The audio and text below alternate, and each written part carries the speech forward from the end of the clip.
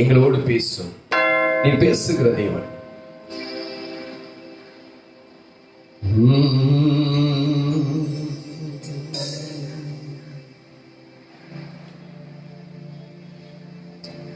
என் வாய்க்கு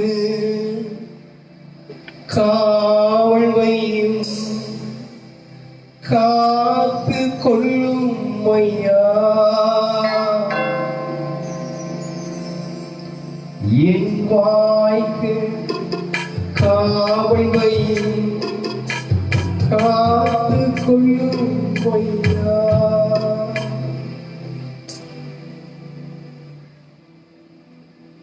திருக்கரத்தை அர்ப்பணிக்கிறோம். என் தேவனாகிய கர்த்தர் வார்த்தைகளை, வேண்டிய வார்த்தைகளை மாத்திரம் தாரும். இயேசுவின் நாமத்தில் பிதாவே. உட்கார்ந்து கர்த்தரை ஆசீர்வதிப்பாராக. ஆண்டவரும் அருமை ரட்சகரும் ஆகிய இயேசு கிறிஸ்துவின் நாமத்தினாலே இந்த நல்ல காலை வேளையில நான் உங்களை வாழ்த்தி ஆசீர்வதிக்கிறேன். எல்லா விதமான ஆசீர்வாதங்களுக்காக கரங்களை தட்டி இறைவனை உற்சாகத்தோடு பிரைஸ் சொல்லலாம். செய்தி நிறைய இருக்கு. நான் போன வாரமே செய்தி எடுத்து வச்சேன்.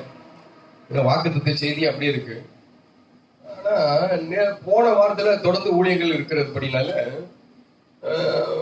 14ஆம் தேதி ஒரு ஊருக்கு போயிருந்தேன், ஒரு இடத்துக்கு போயிருந்தேன். 14ஆம் தேதி அங்க என்னை அழைத்திருந்தாங்க. நல்ல ஒரு சபை, என்னை நேசிக்கிற ஒரு சகோதரன். நல்லா கம்ஃபர்டபுளா நல்லா நடந்துச்சு, எல்லாமே நல்லா சுகமா இருந்துச்சு. இப்படிப்பட்ட ஒரு மெசேஜ் டைம்ல கையில கொடுத்தாங்க. அந்த மெசேஜ் கொஞ்சம் நல்லா பிரோஜனமா இருந்துச்சு. 10 பாயிண்ட் கொண்டு போனேன். 10 பாயிண்ட். அந்த 10 பாயிண்ட்ல 2 பாயிண்ட் தான் பேசினேன். 10 பாயிண்ட் பேச முடியல. 2 பாயிண்ட் தான் பேசினேன். 2 பாயிண்ட் பேசுறதுக்கு தான் டைம் எடுத்துச்சு. இந்த 2 பாயிண்ட்லயும் உங்களை மாதிரிலாம் அவங்க எல்லாம் கடின நெஞ்சமெல்லாம் இல்லை, உண்மையெல்லாம் ஒத்துக்கொள்கிறார்கள். ஃபர்ஸ்ட் பாயிண்ட் பேசும்போது நான் இப்படி சொன்னேன், ஆண்டவரை யாரெல்லாம் நேசிக்கிறீங்க, யாரெல்லாம் ரசிக்கப்பட்டீங்க. சபை முழுவதுமே பாஸ்டர்ல இருந்து பாஸ்டர்மால இருந்து, பாஸ்டர் முன்னோடு உட்கார்ந்தாரு, பாஸ்டர் பின்னாடி உட்கார்ந்துருந்தாங்க. நல்ல விசுவாசிகள் பத்தியில் இருக்கிற எல்லா விசுவாசிகளும் நான் ரட்சிக்கப்பட்டேன் அப்படின்னு சொல்லி கையை தூக்குனாங்க. எனக்கு ஒரே ஆச்சரியம், ஒரு சபையில் இவ்வளவு பேர் ரட்சிக்கப்பட்டிருக்காங்களா அப்படின்னு சொல்லி. சரி, நானும் சொன்னேன், ரட்சிப்பு என்றால் பின்னாடி நம்ம பார்க்கலாமா, என்ன விஷயம்னு சொல்லி. நீங்க எல்லாம் ரட்சிக்கப்பட்டீங்க, ரொம்ப சந்தோஷம் அப்படின்னு சொல்லி ஃபர்ஸ்ட் பாயிண்ட் பேசிட்டேன். பேசிட்ட பிறகு இப்ப சொல்லுங்க, யார் எத்தனை பேர் ரட்சிக்கப்பட்டிருக்கீங்க அப்படின்னு கேட்டேன். ஒரு 15 பேர் கை தூக்குனாங்க. இதை விட அதிகமான கூட்டம், ஒரு 15 பேர் கை தூக்குனாங்க. சரி, ரைட், ஓகே அப்படின்னு சொல்லி இன்னொரு பாயிண்ட் பேசினேன். இப்ப சொல்லுங்க, எத்தனை பேர் ரட்சிக்கப்பட்டீங்க அப்படின்னு சொல்லி. பாஸ்டரும் தூக்கல, பாஸ்டமாவும் தூக்கல. கையை தூக்கணும், ரட்சிக்கப்பட்டிருக்கிறோம், தேவனை நேசிக்கிறோம் அப்படின்றத இந்த லாஸ்ட்ல இருந்து அந்த லாஸ்ட் வரைக்கும். இப்ப நம்மளும் கேட்டா எத்தனை வருஷம் எத்தனை பேர் ரட்சிக்கப்பட்டிருக்கிறீங்க அப்படின்னு கேட்டா நம்ம எல்லாமே கையை தூக்குவோம், உயர்த்துவோம். இப்ப நான் கேட்கிறேன், எத்தனை பேர் ரட்சிக்கப்பட்டிருக்கீங்க? அதுவே நமக்கு டவுட். வாட் இஸ் ரட்சிப்பு? ரட்சிப்புனா என்ன? அதானே, அது ஞானஸ்தானம் எடுத்தீங்களா? அதான் ரட்சிப்பு. எத்தனை பேர் ஞானஸ்தானம் எடுத்தீங்க? இல்ல, ஞானஸ்தானம் எடுத்தீங்க எத்தனை பேரு? ஞானஸ்தானம் எடுக்கலையா? இயேசுன்ற பேராது உங்களுக்கு தெரியுமா? கீர்த்தனை தெரியுமா? இயேசுன்ற பேர்லாம் தெரியுமா? இயேசுன்ற பேர் எத்தனை பேருக்கு தெரியும்? அவங்களாம் ரட்சிக்கப்பட்டீங்க. கொஞ்சம் முன்னாடி பாருங்களேன், விஜய சிஸ்டர் முன்னாடி பாருங்க, கொஞ்சம் பாருங்க. இயேசுன்ற பேர் எத்தனை பேருக்கு தெரியும்? லூசிபர் உங்களுக்கு தெரியுமா? லூசிபர் உங்களுக்கு தெரியுமா? லூசிபர் தெரிஞ்சாலும் நீங்க ரட்சிக்கப்பட்டீங்க. லூசிபர் தெரியுமா உங்களுக்கு? இப்பயாவது தூக்குங்க பார்க்கலாம். சரி, கர்த்தர் நல்லவர். அல்லேலூயா. ஒரு வசனத்தை நம்ம இந்த வருடத்தின் வாக்குத்தத்தமா இருக்கத்தக்கதான ஏசாயா 54:10 வாசிக்க கேட்போம். மலைகள் விலகினாலும், நிலை பெயர்ந்தாலும், விலகாமலும் சமாதானத்தின் உடன்படிக்கை. ஆமா, இதெல்லாம் நீங்க மனப்பாடமா பண்ணிக்கங்கன்றதுக்காக தான் ஒரு மாசம் ஃபுல்லா இந்த வார்த்தையை வச்சு சொல்றோம். ஆமா, இந்த வருஷத்துல வாக்குத்தத்தம் என்னன்னு கேட்டா மனப்பாடமா சொல்லணும். இதையாவது சொல்லுங்க, கர்த்தர் ஆசீர்வதிக்கட்டும்.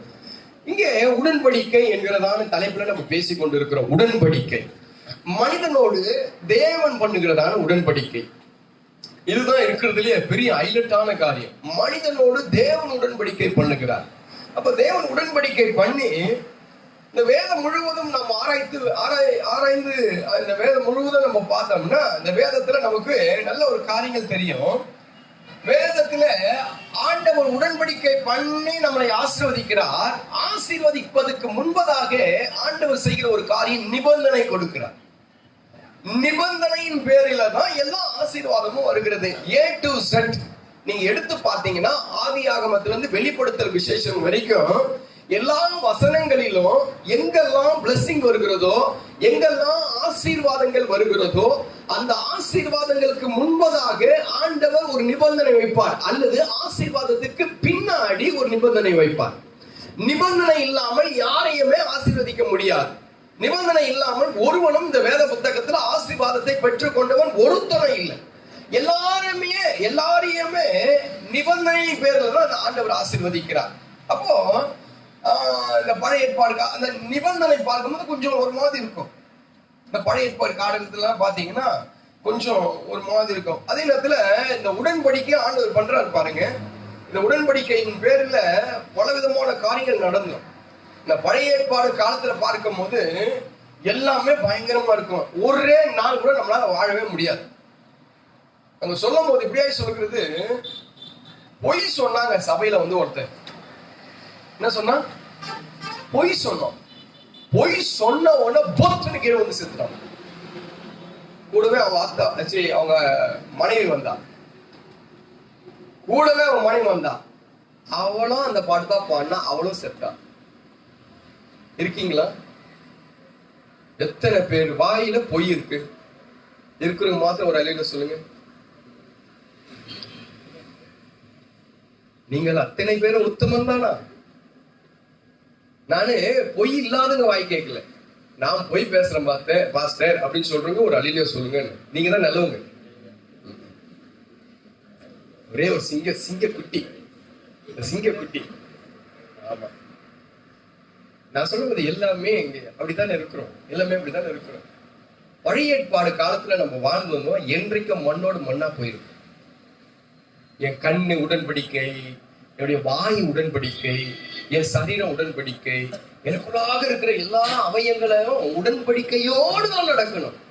ஒரு காரியம் மேல நின்று ஸ்டேஜ்ல நின்று ஒரு தவறு செஞ்சா பிள்ளைங்க செத்து போயிட்டானுங்க. வேதத்துல ஒரு காரியம், பெட்டிய போய் தொட்டாங்க, தொட்டவன் செத்தான். பெட்டிய உடன்படிக்கை எப்படி இருந்துச்சு பாத்தீங்களா? பெட்டிய பார்த்தான், செத்துட்டான். துணிகரமா சபைக்குள்ள வந்தான், உரடி. சபை அந்த அந்த அந்த உடன்படிக்கை பாருங்க, தேவனோடு பண்ணுகிற உடன்படிக்கை. இந்த உடன்படிக்கையின் மத்தியில தான் ஆண்டவர் மனுஷனா ஆசீர்வதிக்கிறார். உடன்படிக்கையின் மத்தியில தான். அது எப்படியோ இதெல்லாம் பண்ணி அந்த உடன்படிக்கையின் மத்தியில அவருடைய வாழ்க்கை லிப்ட் ஆகி போயிட்டே இருக்குது சில பேருடைய வாழ்க்கையில. அப்போ இன்றைக்கு நமக்கொண்டு ஒரு நிபந்தனை, சில நிபந்தனைகளை ஆண்டவர் கொடுத்திருக்கிறார். கற்பனைகள், அந்த கற்பனைகள் எல்லாம் கை கொள்ள முடியல, ரொம்ப கஷ்டமா இருந்துச்சு. அந்த நாளுடைய கற்பனைகள் எல்லாம் நீங்க பாத்தீங்கன்னா, ஆமா பயங்கரமான, நமக்கு தெரிஞ்சு 10 கற்பனை தான். என்ன கற்பனை? தாய் தகப்பனை கனம் பண்ணுவாயாக, ஆமா வேற என்னை விட்டு வேற தேவர்களை நீ கொலை செய்யாத இருப்பாயாக, பொய் சாட்சி சொல்லாத இருப்பாயாக, ஆமா விபச்சாரம் செய்யாத. இது நமக்கு ஒரு 10 கட்டளை தான் தெரியும். அது 650 கட்டளைக்கு மேல வேதத்துல ஓடுது. ஞாயிற்றுக்கிழமை வெளியே போனீங்கன்னா செத்துருவேன் நீ. வேதத்துல நான் இல்ல, நம்ம நினைக்கிறோம் பாஸ்டர் செத்துருவேன் சொல்றாரு.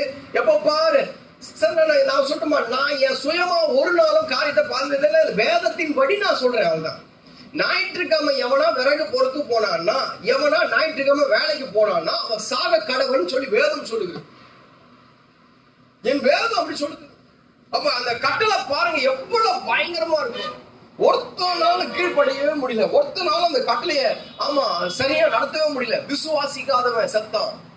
விசுவாசிக்காதவன் எப்ப விசுவாசிக்காத? ஆதியாகமம் புத்தகத்தை நீங்க வாசித்து பாத்தீங்கன்னா, நோவா கத்துறாரு, வார்த்தையை கேட்காதவனா செத்தான்.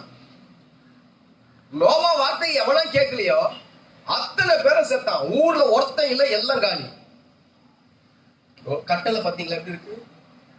அப்போ அந்த உடன்படிக்கை, அந்த கட்டளை பயங்கரமா, இது ரொம்ப பேர் செய்ய முடியாதனால இன்னொரு புதிய ஏற்பாடுல கூட, புதிய ஏற்பாடுன்னு சொல்லக்கூடாது, அதெல்லாம் பழைய ஏற்பாடு காலத்துல ஒட்டி வரும். நம்ம பாத்தீங்கன்னா மத்தேயு எழுதின புஸ்தகத்துல தானே, யோவான் எழுதின புஸ்தகத்துல 6வது அதிகாரத்துல 66வது வசனம், 6:66. அது முதல் கொண்டு அவருடைய சீஷரில் அநேகர் அவருடனே கூட நடவாமல் பின்வாங்கி போனாங்களா. அநேகருடைய வாழ்க்கையில பேக்ல போயிட்டாங்க. முடியல, அந்த வசனங்களை கை கொள்ள முடியல, கற்பனைகளை கை கொள்ள முடியல, இயேசுவோடு வாழ முடியல. அந்த ஆண்டவர் சொல்றாரு இப்படி இருக்க கூடாது, அப்படி இருக்க கூடாது, இப்படி பண்ணக்கூடாது. நம்ம சபையில கூட நடக்குது இல்ல, நம்ம சபையில கூட நடக்குது. இதெல்லாம் பண்ணாது அப்படின்னா அவங்க அது கொஞ்சம் நம்மள பாஸ்டர் எல்லாம் ஒரு மாதிரி தான் பார்ப்பாங்க, கொஞ்சம் வித்தியாசமா பார்ப்பாங்க, கொஞ்சம் ஒரு மாதிரி பார்ப்பாங்க. அப்ப விஷயம் சொல்ல வருகிற காரியங்கள் என்னன்னு கேட்டோம்னா, நமக்குள்ளாக கற்பனைகளும் கட்டளைகளையும் அது உடன்படிக்கையும் பயங்கர கடினமா இருந்தபடினால இதெல்லாம் அவங்களால கடைபிடிக்க முடியல. இது கடினமான உபதேசம் அல்லவா? ஒருத்தன் கேட்டான், இதுனா இப்படிலாம் இவ்வளவு இப்படிலாம் கஷ்டமாகுது வேதத்துல, இதுவே கஷ்டம் அப்படின்னும் போது இந்த உடன்படிக்கை பின்னாடி போது அதெல்லாம் எப்படி இருக்கும் பாருங்க, அந்த உடன்படிக்கை எல்லாம் எப்படி இருக்கும் பாருங்க, அந்த கற்பனை எல்லாம் எப்படி இருக்கும் பாருங்க, ஆண்டவர் மோசைக்கு சொன்ன காரியத்தெல்லாம் பாருங்க எவ்வளவு கஷ்டமா இருக்கும். இதுவே நமக்கு கஷ்டமா இருக்கு. இந்த காரியத்தை புதிய ஏற்பாடுல வந்து ஆண்டவர் எல்லாத்தையும் மாத்திட்டார். எல்லா 600 கட்டளையும் கிட்டத்தட்ட எல்லாத்தையும் முறுக்கி ஒன்னாக்கி 2ல கொண்டு வந்து வச்சார். மத்தேயு சுவிசேஷ புத்தகம் 22வது அதிகாரம் 37 வசனத்திலிருந்து வாசிக்கலாம். இயேசு அவனை நோக்கி, தேவனாகிய கர்த்தரிடத்தில் உன் முழு இருதயத்தோடும் முழு ஆத்துமாவோடும் உன் முழு மனதோடும் அன்பு கூறுவாய். இப்ப அன்பு கூறுவாயாக என்ற இடத்துல ஒரு கோடு போடுங்க பார்க்கலாம். அடுத்து அதுக்கு ஒப்பான கட்டளை, இது முதலாம் பிரதான கற்பனை. சரி, இதற்கு ஒப்பாய் இருக்கிற இரண்டாம் கற்பனை என்னவென்றால், இரண்டாவது கற்பனை என்னது? உன்னிடத்தில் நீ அன்பு கூறுவது போல பிறனிடத்திலும் அன்பு கூறுவாயாக. இப்போ இந்த அன்பு அப்படின்றதுல ஒரு கோடு போடுங்க பார்க்கலாம். இப்போ இது 2 கட்டளையா ஒரு கட்டளையா? இது 2ஆ 1ஆ? ஆண்டவர் இடத்துல அன்பு கூறு, மனுஷன் இடத்துல அன்பு கூறு. ஆக மொத்தத்துல டோட்டலா பார்த்து எல்லார் இடத்துல அன்பு கூறு. இது 2 கற்பனை இல்லையா? ஒண்ணுதானே, இது ஒண்ணுதானே. இது ஒப்பா இருக்கிற அப்படின்னும் போது இதுக்கு ஜாயிண்டா இருக்கிற, இதுக்கு சப்பக்கட்டு கட்டுற, இதுக்கு வந்து ஆமா ஜாயின் பண்ணுகிற, அவ்வளவுதான், முடிஞ்சு போச்சு. ஒரே கற்பனை, ஒரே கட்டளை, ஒரே உடன்படிக்கை, அன்பு கூறுவாயாக. இதுதான் ஆரம்பிச்சேன். இப்படி இந்த வசனம் வச்சு ஆரம்பிக்கல, நான் ஆரம்பிச்ச வசனம் வேற. ஆரம்பிச்ச வசனம் ஆமா யோவான் புஸ்தகத்துல 21வது அதிகாரத்துல இருக்கு. 21வது அதிகாரத்துல ஆண்டவர் பார்த்து கேட்கிறாரு, பேதுருவை பார்த்து கேட்கிறார், பேதுருவே எத்தனாவது வசனம் தம்பி தெரியுமா உங்களுக்கு? எத்தனாவது வசனம்? 2:21-15 வாசிங்க. அவர்கள் போஜனம் பண்ண பின்பு இயேசு சீமோன் பேதுருவை நோக்கி, யோனாவின் குமாரனாகிய சீமோனே, இவர்களிலும் அதிகமாய் நீ என்னிடத்தில் அன்பு கூறுகிறாயா என்றார். அதற்கு அவர், ஆம் ஆண்டவரே, உம்மை நேசிக்கிறேன் என்பதை நீர் அறிவீர் என்றார். இரண்டாம் தரம் அவர் அவனை நோக்கி, யோனாவின் குமாரனாகிய சீமோனே, நீ என்னிடத்தில் அன்பாய் இருக்கிறாயா என்றார். அதற்கு அவர், ஆம் ஆண்டவரே, உம்மை நேசிக்கிறேன் என்பதை நீர் அறிவீர் என்றார். இப்படியே காலம் போகுது. அவர் கேட்கிறார், நீ நேசிக்கிற, என் மேல அன்பா இருக்கிறியா? என் மேல அன்பா இருக்கிற. அப்போ ஆண்டவர் எதிர்பார்க்கிற ஒரு காரியம் அன்பு எதிர்பார்க்கிறார். மனுஷன் மாத்திரம் இல்லைங்க, கடவுளும் எதிர்பார்க்கிறார். என்ன நேசிக்குமா? என்னை காட்டிலும். அவனால இவர்கள் எல்லாரும் காட்டிலும் என்ன நேசிக்கிறியா? எதை காட்டிலும்? உலகத்தின் காரியங்கள், உலகத்தின் இச்சைகள், உலகத்தின் சுபாபங்கள், உலகத்துல இருக்கிறதான அருவருப்பு, அசிங்கம், உலகத்துல இருக்கிற டிவி, செல்போனு, உலகத்துல இருக்கிறதான மனுஷங்க, உலகத்துல இருக்கிற காசு பணம், உலகத்துல இருக்கிற வேலை, உலகத்துல இருக்கிற உறவுகள், உலகத்துல இருக்கிறதான எல்லாத்தையும் காட்டிலும் என்ன நேசிக்க முடியுமா? உன்னால நேசிக்க முடியுமா? எப்படிதான் கட்டளை ஆரம்பிக்கிறார். இப்படி ஒருத்தன் நேசிக்க ஆரம்பிச்சுட்டா சகலத்தையும் அவனுக்கு கொடுத்துருவாரு, சகலத்தையும் அவனால. அப்போ ஆண்டவர் பாருங்க, இதுக்கப்புறம் அதுக்கு முன்னாடி அவனால ஒண்ணுமே செய்ய முடியல. ஆண்டவரே ஆண்டவரேன்றா 3வது ஆட ஆரம்பிச்சிட்டான். ஆண்டவரே, ஆமா ஆண்டவரே, நான் கொஞ்சம் பேக்ல தான் போயிட்டேன், கொஞ்சம் பின்மாற்றமா தான் போயிட்டேன், உன்னை விட்டுட்டு நான் அப்படியே போயிட்டேன் ஆண்டவரே. எல்லாத்தையும் ஆட ஆரம்பிச்சுட்டு பிறகு ஆண்டவர் அவன் கையில பொறுப்பை கொடுக்குறாரு. ஒரு மீனவர், பிஷர்மேன். அவன் பெரிய படிச்சவன்லாம் இல்ல, பெரிய அவன் தகுதி உள்ள ஆள்லாம் இல்ல, சும்மா போய் மீன் பிடிக்கிறவன் பிரசங்கம் பண்ண. அவன் பிரசங்கம் எப்படி இருக்கும் பாருங்க. மீன் பிடிக்கிற ஒரு பிரசங்கம் பண்றான், சாதாரணமான ஒரு மீன் பிடிக்கிற ஒரு பிரசங்கம் பண்றான். எப்படி இருக்கும் பாருங்க. சாதாரண ஆளு. நான் கொஞ்சம் 20 வருஷம் ஆகி ரொம்ப ட்ரைனிங் எல்லாம் எடுத்து நான் பிரசங்கம் பண்ணிருக்கிறேன். பைபிள் காலேஜுக்கு போய் அதுக்கப்புறம் வந்து சில வசனங்கள் எல்லாம் எடுத்து பார்த்து அதுக்கப்புறம் 20 வருஷங்களை நான் ட்ரைனிங் பண்ணி இப்பவே நான் பிரசங்கம் பண்றேன். இப்பவே திடீர்னு சர்வம் வந்து நிக்குது, சர்ன்னு பழைய சுபாவங்கள் வந்து நிக்குது, திடீர்னு வந்து இதெல்லாம் வந்து நிக்குது வெளியே. ஆமா, நான் அப்படியே டக்குன்னு அப்படியே சென்னைக்கு போயிடுறேன். சென்னை லாங்குவேஜ் கொண்டு வந்து உள்ள விட்டுறேன் பாத்தீங்களா, விட்டுறேன். உள்ள வந்துச்சு லாங்குவேஜ் உள்ள வந்து விட்டுறேன். அப்ப பிஷர்மேன் எப்படி இருக்கு பாருங்க. அவர் வந்து பிரசங்கம் பண்றாருங்க. பிரசங்கம் பண்ண ஸ்பாட்ல 3000 பேர் 5000 பேர் அடிச்சுக்க போறாங்க. ஸ்பாட்ல 3000 பேர் 5000 பேர் ஸ்பாட்ல ஒரே பிரசங்கத்துல. அவன் பிரசங்கம் பெருசெல்லாம் ஒண்ணும் இல்லை. அவன் பண்ண உடனே இருதயம் குத்தப்பட்டதான். குத்தப்பட்ட உடனே கேட்கிறாங்களா, நாங்க என்னங்க பண்ணணும், நாங்க நீங்க இப்படி இந்த வார்த்தைகள் இப்படி சொல்றீங்க, ரட்சிப்பை குறித்து இந்த மாதிரி வார்த்தைகளை சொல்றீங்கன்னா நாங்க என்ன பண்ணணும் வந்து கேட்கிறாங்க. இப்ப நான் சொல்ல வருகிற காரியங்கள், ஒரு மனுஷன் தெய்வத்தை நேசிக்க ஆரம்பிச்சிட்டா இவைகள் எல்லாம் கூட கொடுக்கப்படும். எத்தனை பேர் விசுவாசிக்கிறீங்க? இப்ப நம்ம நேசிக்கிறதுனால தான் இங்க வந்திருக்கோம். கடவுளை நேசிக்கிறதுனால தான், தேவனை நேசிக்கிறதுனால தான் கற்பனை எல்லாம் கை கொள்றோம். அப்ப நேசிச்சாதான் கை கொள்ள முடியும். அப்பா சொல்றதெல்லாம் கேட்கறது எப்ப கேட்கும்? அப்பா சொல்றதெல்லாம் ஒரு பிள்ளை தான் நேசிக்கிற பிள்ளை இவன் என்ன எதிரியா நேசிக்கிறாரு அப்படின்னும் போது எதிரியா அப்பா என்னெல்லாம் சொல்றாரோ அதெல்லாம் எதிரியா கேட்பாரு. தம்பி இது தொடாத, ஓகே இது எனக்கு பிடிக்கும் ஆனா நான் தொட மாட்டேன், காரணம் எங்க அப்பா என்ன நேசிக்கிறார். இது இந்த காலத்தை செய்யாத தம்பி, இந்த காலத்தை அவருக்கு ரொம்ப மோட்டர் பிடிக்கும், ரொம்ப ஒரு காரியத்தை கேட்பாரு. ஒரு காரியத்தை கேட்கும் போது நானு அதை கொஞ்சம் எக்ஸ்கியூஸ் பண்ணி அவங்ககிட்ட சொல்லிட்டு வச்சுக்கல, தம்பி இல்ல இதெல்லாம் கஷ்டமான விஷயம், இந்த காசு வச்சு நம்ம வேற காரியங்களை செய்யலாம், ஜனங்க வந்து ரத்தமா கொண்டு வந்து கொடுக்குறாங்க நம்ம கையில, இது வந்து வீணா நான் செலவு பண்ணக்கூடாது, என் கடமை தான், வாங்கி கொடுக்க வேண்டியதெல்லாம் என் கடமை தான், அப்பாவுடைய கடமை தான், ஆனாலும் இது வீணா ஒரு காரியத்தை செலவு பண்ணுதுன்னும் போது மனசு ரொம்ப கஷ்டமா இருக்கு. டக்குன்னு கேட்டுக்கும் அவர்கிட்ட ஒரு புத்தி.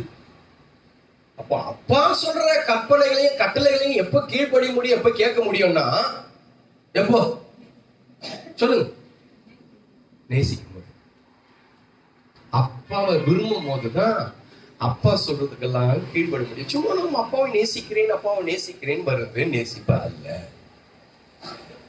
இதெல்லாம் வேற மாதிரி எங்க பிரசங்கம் பண்ண, இப்ப நான் நேசிக்கிறேன் அப்படின்னு சொல்லி வேற மாதிரி என் வழிக்கு நான் போறேன், நான் அப்பாவை நேசிக்கிறேன், நான் கடவுளை நேசிக்கிறேன், பயம் மனசுல இருந்தா போதும், பக்தி மனசுல இருந்தாலும் போதும், நான் நேசிக்கிறது யாருக்கும் தேவையில்லை, நான் கடவுளை நேசிக்கிறேன், கடவுளுக்கு எனக்கும் தெரியும், அவருக்கும் எனக்கும் இருக்கிற உறவு ரிலேஷன் அவருக்கும் எனக்கும் தெரியும், நான் நேசிக்கிறேன்னு சொல்லி கர்த்தருக்கு விரோதமான காரியங்களே செஞ்சுன்னு இருக்குமே. எப்படி அது வசனம் கூட சொல்லுது. 2 நாளாகமம் புஸ்தகம் 24வது அதிகாரம் 20வது வசனம் வாசிக்க பாருங்க. 24:20. அப்பொழுது தேவனுடைய ஆவி ஆசாரியனாகிய யோய்தாவின் குமாரனான சகரியாவின் மேல் இறங்கினதால் அவன் ஜனத்திற்கு எதிரே நின்று, நீங்கள் கர்த்தருடைய கற்பனைகள் மீறுகிறது என்ன, இதனால் நீங்கள் சித்தி பெற மாட்டீர்கள் என்று ஆண்டவர் சொல்றாரு. சித்தி பெற மாட்டீங்க, ஆசீர்வாதமே வராது. கற்பனைகள் எல்லாம் ஆண்டவர் நம்மளோட உடன்படிக்கை பண்றாரு, இறங்கி வந்தா உடன்படிக்கை பண்றாரு. நம்மளோட உடன்படிக்கை பண்றதுக்கு ஆண்டவருக்கு என்ன, நம்ம கிட்ட என்ன இருக்கு? ஆனா அடிக்கடி நான் ஒரு காலத்துல ஒரு பாட்டு பாடுவேன், என்னில் நன்மை இல்லாதிருந்தும் ஏனோ என்னை நேசிக்கிறீ, என்னில் நன்மை இல்லாதிருந்தும் ஏனோ என்னை. என்ன நன்மை இருக்கு நம்ம நினைச்சு பாருங்க. நம்ம கிட்ட என்ன குவாலிட்டி இருக்கு? ஆண்டவருக்காக நீ என்ன அப்படி பெருசா செஞ்சுட்டு அவர் வந்து நேரா உட்காந்து முன்னாடி ஒரு சேரை எடுத்து போட்டு 2 பேரும் உடன்படிக்கை பண்ணலாம் அப்படின்னு சொல்றதுக்கு. அப்போ இன்றைக்கு நேசிக்கிறவனுக்கு எல்லாம் கொடுக்கப்படும். இன்றைக்கு நான் இப்படியாய் ஒரு கேள்வியோடு ஆரம்பிக்கிறேன். நம்ம எத்தனை பேர் தேவனை நேசிக்கிறோம்? இப்ப நேசிக்கிறோமா இல்லையாட்டு ஒரு 2 பாயிண்ட் பேசுறேன், இங்க ஒரு 2 பாயிண்ட் பேசுறேன், அங்க ஒரு 2 பாயிண்ட் பேசுறேன், நான் இங்க ஒரு 2 பாயிண்ட் பேசுறேன். 2 பாயிண்ட் பேசுறதுதான் டைம் இருக்குன்னு சொல்லி நினைக்கிறேன். நான் நேசிக்கிறேன் அங்க பேசுனேன், என்ன பேசுனீங்கன்னு கேக்குறீங்களா? அதை நீங்க தியானம் பண்ணுங்க. ஏன்னு கேட்டா இவரு வந்தாரு, அதுக்கப்புறம் அவரு வந்தாரு, எல்லாத்துக்கும் இப்போ போர் வச்சிருந்தேன் அந்த வார்த்தையெல்லாம் பேசுறேன், என்னடா இது அப்படின்னு சொல்லி நான் அதெல்லாம் பேசல. இப்போ வேணாம் அந்த வார்த்தை, அந்த நான் அங்கே பேசின வார்த்தை இங்கே நான் பேசல, நான் வேற பார்த்தேன். இப்போ அங்கே என்ன பேசுனேன்னு சொல்றேன், எடுத்து வாசிங்க பார்க்கலாம். எபிரேயர் 2ஆம் அதிகாரத்துல 4ஆவது வசனம், டக்குன்னு வாசிங்க பார்க்கலாம். சும்மா அதை தொட்டுட்டு ஓடுறேன். அடையாளங்களினாலும் அற்புதங்களினாலும் பலவிதமான பலத்த செய்கையினாலும் தம்முடைய சித்தத்தின்படி பகிர்ந்து கொடுத்த பரிசுத்த ஆவியின் வரங்களினாலும் தேவன் தாமே சாட்சி கொடுத்ததுமாய் இருக்கிற இவ்வளவு பெரிதான ரட்சிப்பை குறித்து நாம் கவலை அற்றிருப்போம். ஃபர்ஸ்ட் காரியம், கடவுளை நேசிக்கிறேன் என்று சொன்னால் நான் ரட்சிப்பை அசட்டை பண்ண மாட்டேன். ரட்சிப்பு, ஒருத்தன் ரட்சிக்கப்பட்டுட்டான், பாவத்துக்கு மறிச்சிட்டான் அப்படின்னு சொன்னா மறுபடியும் போய் அசுத்தத்தில் அப்படி கால் வைக்க மாட்டான். அசுத்தம் என்பது நமக்கு நல்லாவே தெரியும். உலகத்துல இருக்கிறதான காரியங்கள் நமக்கு நல்லா தெரியும், அசுத்தங்கள் நல்லா தெரியும். நான் ஒன்ஸ் ரட்சிக்கப்பட்டுட்டேன், ஒரு முறை ரட்சிக்கப்பட்டுட்டேன்னா சும்மா இல்லை, இயேசுவுடைய அந்த சரீரத்தை ஒரு குத்தி அதுல இருந்து வருகிறதான ரத்தத்தை எடுத்து இயேசு அப்படியே என் தலைமையில கையை வச்சு அந்த ரத்தத்தை பூசினபடினாலே நான் சுகமானேன். எனக்குள்ளாக இருக்கிற சாபம், எனக்குள்ளாக இருக்கிற அருவருப்பு, எனக்குள்ளாக இருக்கிற அசிங்கம், எனக்குள்ளாக இருக்கிற எல்லாமே அவருடைய ரத்தத்துல கழுவப்பட்டது. அவருடைய ரத்தம், ஆமா, நான் ஒரு முறை நான் ரட்சிக்கப்பட்டதுக்காக அவருடைய விழாவிலேயோ அவருடைய தலையிலையோ அவருடைய கண்ணிலையோ குத்தப்பட்டுச்சு, ஆடி வச்சு.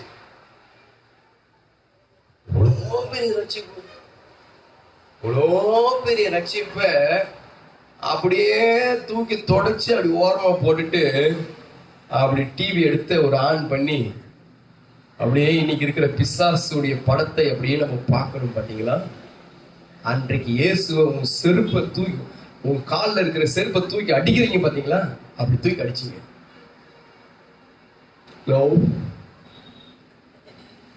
அருவருப்பு, உன்னை தேடி போய் ஒரு அருவருப்பை பிடிச்ச பாத்தீங்களா, உன் கண்களில் ஈச்சையினாலே போய் ஒரு அருவருப்பை போய் ஜாயின் பண்ணீங்க பாத்தீங்களா.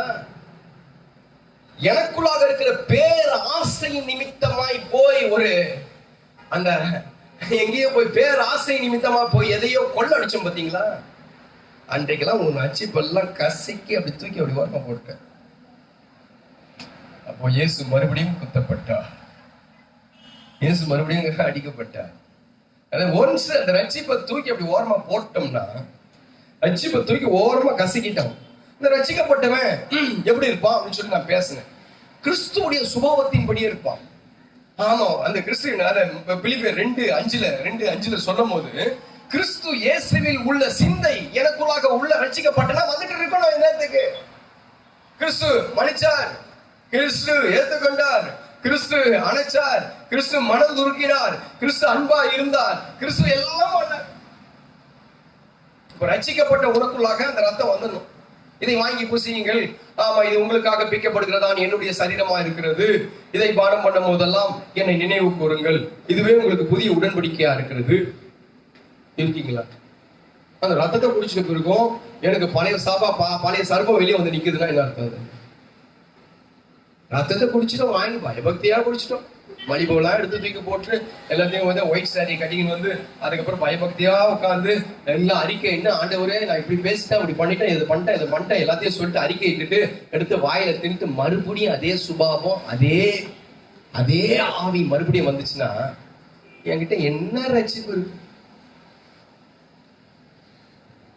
தம்பி என்கிட்ட போன் பண்ணான், பிரசங்கம் முடிச்ச பிறகு 9:10 மணிக்கு போன் பண்ணி, பாஸ்டர் எனக்காக தான் பிரசங்கம் பேசுனீங்க, நீங்க எங்கடா அவங்களுக்காக பேசுன? அங்க அடப்பா, இங்க இல்லாம அங்கேயே பேசுனேன், இங்க பேசும்போது உன் காதல வெளிய உன் காதல கிட்டத்தட்ட நீ வந்து என்கிட்ட 12 வருஷம் ஆச்சு, 12 வருஷமா உங்களோட தான் உட்காந்து கத்தினுக்கிறேன்.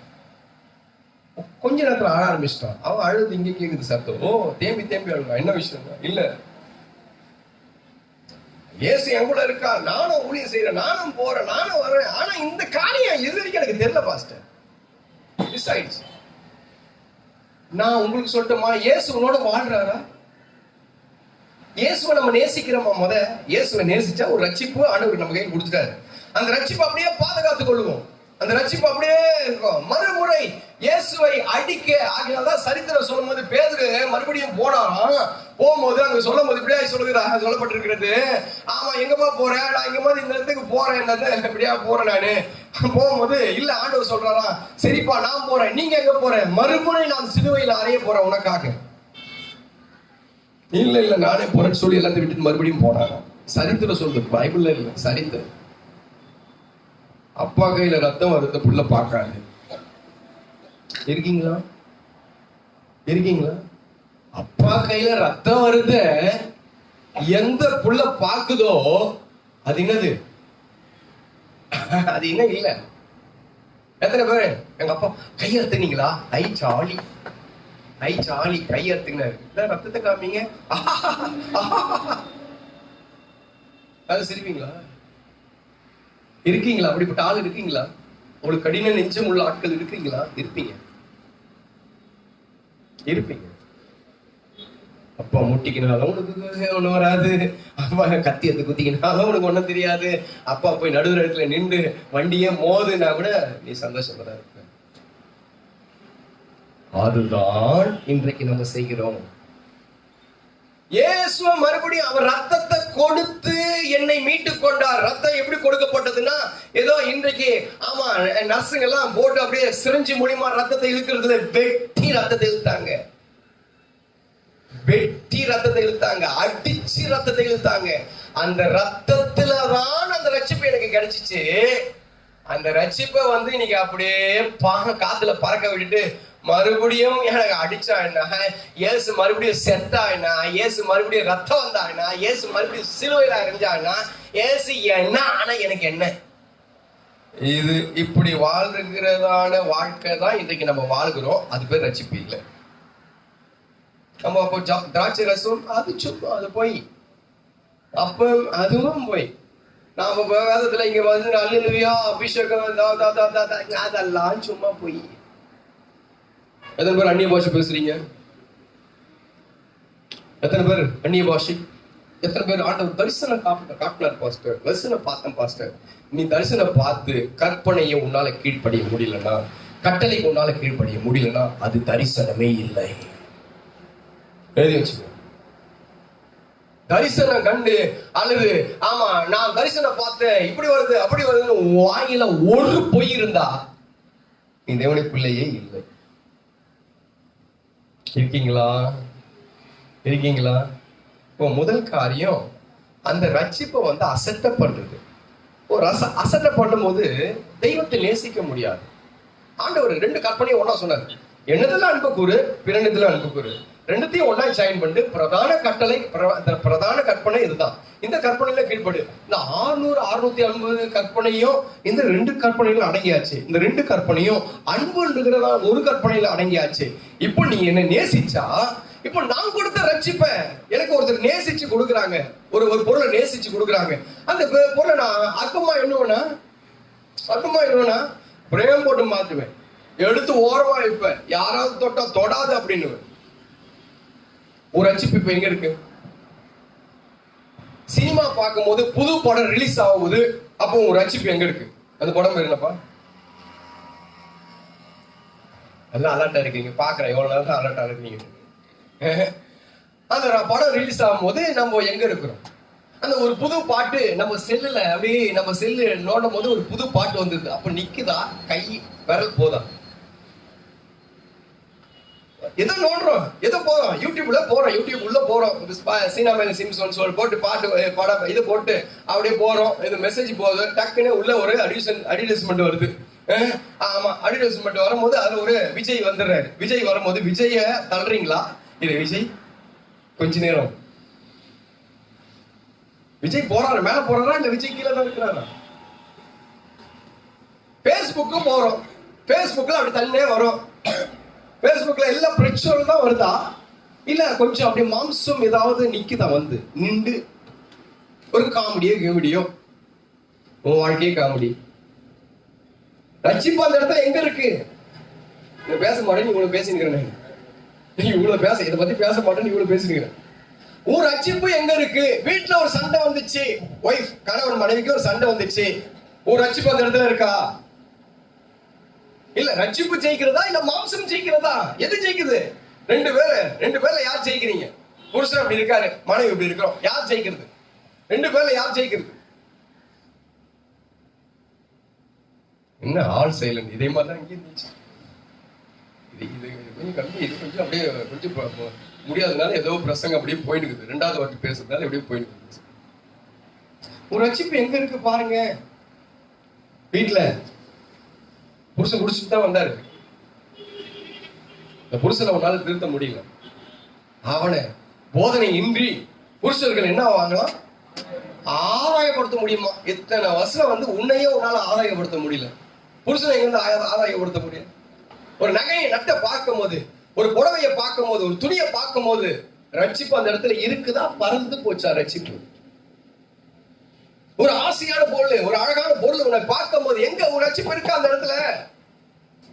அதனால சொல்றது, இவ்வளோ பெரிய ரட்சிப்ப குறிச்சு உங்களுக்கு கவலையே இல்ல. செத்தா சாவுது, ரேசுதாங்க சாவு போறாரு. செத்தா மறுபடியும் ரிட்டர்ன் வர போறாரு. அவர் தான் மரித்து உயிரோடு எழும்புற ஆளாச்சு. அவர் செத்தா சாவட்டும், அவரு தான் பிரிச்சுவல்ல இருக்கிற ஆளாச்சு, அவர் தான் பிதாவிடத்துல இருக்கிற ஆளாச்சு. செத்தா வர போறாரு மறுபடியும் அப்படின்னு சொல்லி இயேசுவை கசக்கி போட்டியா? உங்க ரட்சிப்பு இருக்கா? இப்போ பாருங்க, ரட்சிப்பு இருக்கு. எத்தனை பர்சன்ட் இருக்கு ரட்சிப்பு? எத்தனை பர்சன்ட் ரட்சிப்புல வாழ்ந்து இருக்கோம்? நல்லது நடக்கும் போது, ஆமா அவர் சொல்ல மாதிரி அபிஷேகம் பெற்ற பிள்ளைங்க என்ன வாங்கலாம்? 61 ஏசை 61 61 61 வாசிக்க பார்க்கலாம். கர்த்தராகிய தேவனுடைய ஆவியானவர் என்மேல் இருக்கிறார். சிறுமைப்பட்டவர்களுக்கு சுவிசேஷத்தை அறிவிக்க கர்த்தர் என்னை அபிஷேகம் பண்ணினார். இருதயம் நொறுங்கொண்டவர்களுக்கு காயம் கட்டுதலையும், சிறைப்பட்டவர்களுக்கு விடுதலையையும். இந்த இடத்துல ஆவியானவர் என் மேல இருந்தாரா? ரட்சிப்பு என் மேல இருந்துச்சா? அந்த இடத்துல ஒரு நல்ல காரியங்களை செய்யும் போது இருந்துச்சா?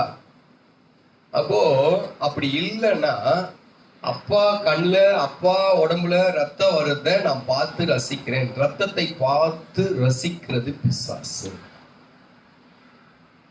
ஆவிக்குரிய காரியத்துல பார்க்கும் போது ஒரு பொய் பேசினா இயேசுவை ஒரு குத்து குத்துறாங்க. நான் ஒரு இச்சையா ஒரு காரியத்தை பார்த்தேன்னா இயேசுவை மண்டையில கல் எடுத்து அடிக்கிறாங்க, டம்முன்னு அடிக்கிறாங்க. நான் ஒரு பொருட்கள் மேல ஆசைப்பட்டேன். ஏன்னா என் ஆசை இச்சைகள் எல்லாம் நான் எங்க அரைஞ்சிட்டேன்? சிலுவையில அரைஞ்சிட்டேன். வசனம் பார்க்கிறோம், சிலுவையில அரைந்ததுனால நான் இயேசுக்குரியவனா மாறிட்டேன். அப்ப நான் சிலுவையில அரைஞ்சபடினாலே நான் ரட்சிக்கப்பட்டுட்டேன். நான் ரட்சிக்கப்பட்டு ஒரு பொருட்கள் மேல ஆசைப்பட்டுட்டேன்னா இயேசுவை கட்டை எடுத்து தலை மேல நானே அடிக்கிறேன். இருக்கீங்களான்னு கேட்டேன். இப்ப நீங்க ரட்சிக்கப்பட்டீங்களா? இயேசு மேல எவ்வளவு அன்பு இருக்குது உங்களுக்கு சரி. நம்ம போகும்போது வரும்போது மற்ற காரியங்கள் எல்லாம் சரி, இதை பத்தி ரொம்ப பேச தேவையில்லை. பேசு 1 தெசலோனிக்கேயர் 5ஆம் அதிகாரத்துல 17ஆவது வசனத்தையும் நான் இப்படி பேசினேன். வாசிங்க பார்க்கலாம்.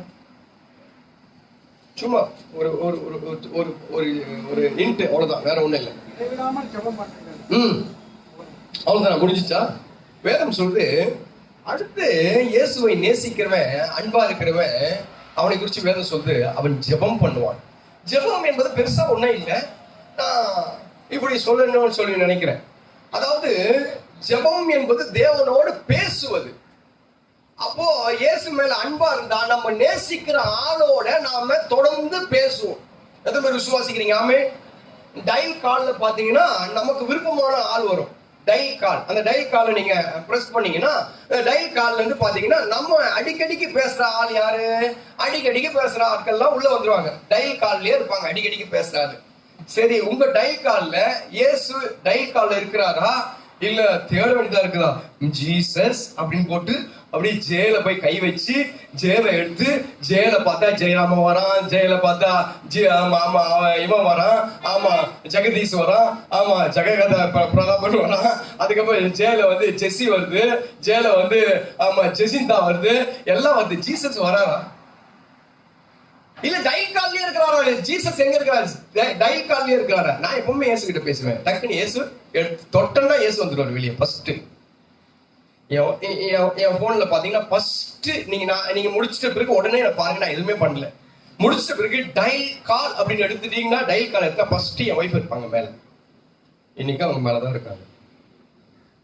நீங்க நான் இப்ப எடுத்துடும் பாருங்க. இதை முடிச்சிட்ட பிறகு, நான் இந்த காலம் முடிச்சிட்ட பிறகு நீங்க யாரு வேணாலும் பார்க்கலாம். இங்க இருக்கிற எல்லாத்துக்கும் நான் அனுமதி கொடுக்குறேன். யார் வேணாலும் பார்க்கலாம். என் போன் எடுத்தீங்கன்னா ஃபர்ஸ்ட் என் ஒய்ஃப் இருப்பாங்க மேல, அதுக்கு கீழே அதுக்கப்புறம் தான் ராகுல், ராஜா, செல்வின், அன்பு, அதுக்கப்புறம் கீழே எல்லாம் இவங்க டைம் கால் இருப்பாங்க. ஆனா இவங்க எல்லாம் இருக்கிறாங்க. ஆனா ஃபர்ஸ்ட் மேல இருக்குது அவங்க தான் இருப்பாங்க. நீ நேசிக்கிற ஆள் இடத்துல நீ நிறைய பேசுவேன், நிறைய பேசுவேன். அப்ப இயேசுகிட்ட எவ்வளவு நேரம் பேசுறீங்க?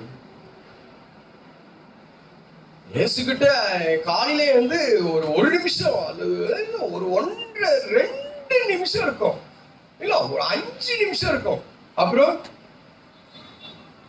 அப்ப இயேசு எவ்வளவு நேசிக்க நமக்கு தெரிஞ்சிருக்கு. இயேசு கிட்ட நான் நேசிக்கிற காரியங்கள் எவ்வளவு நல்லா தெரிஞ்சிடும். அது இல்லாம நான் சபைக்கு வந்துடுறேன், வேதம் வாசிக்கிறேன், சபையில வந்து இது பண்றேன், அது பண்றேன், இது பண்றேன், எல்லாமே பண்றேன்.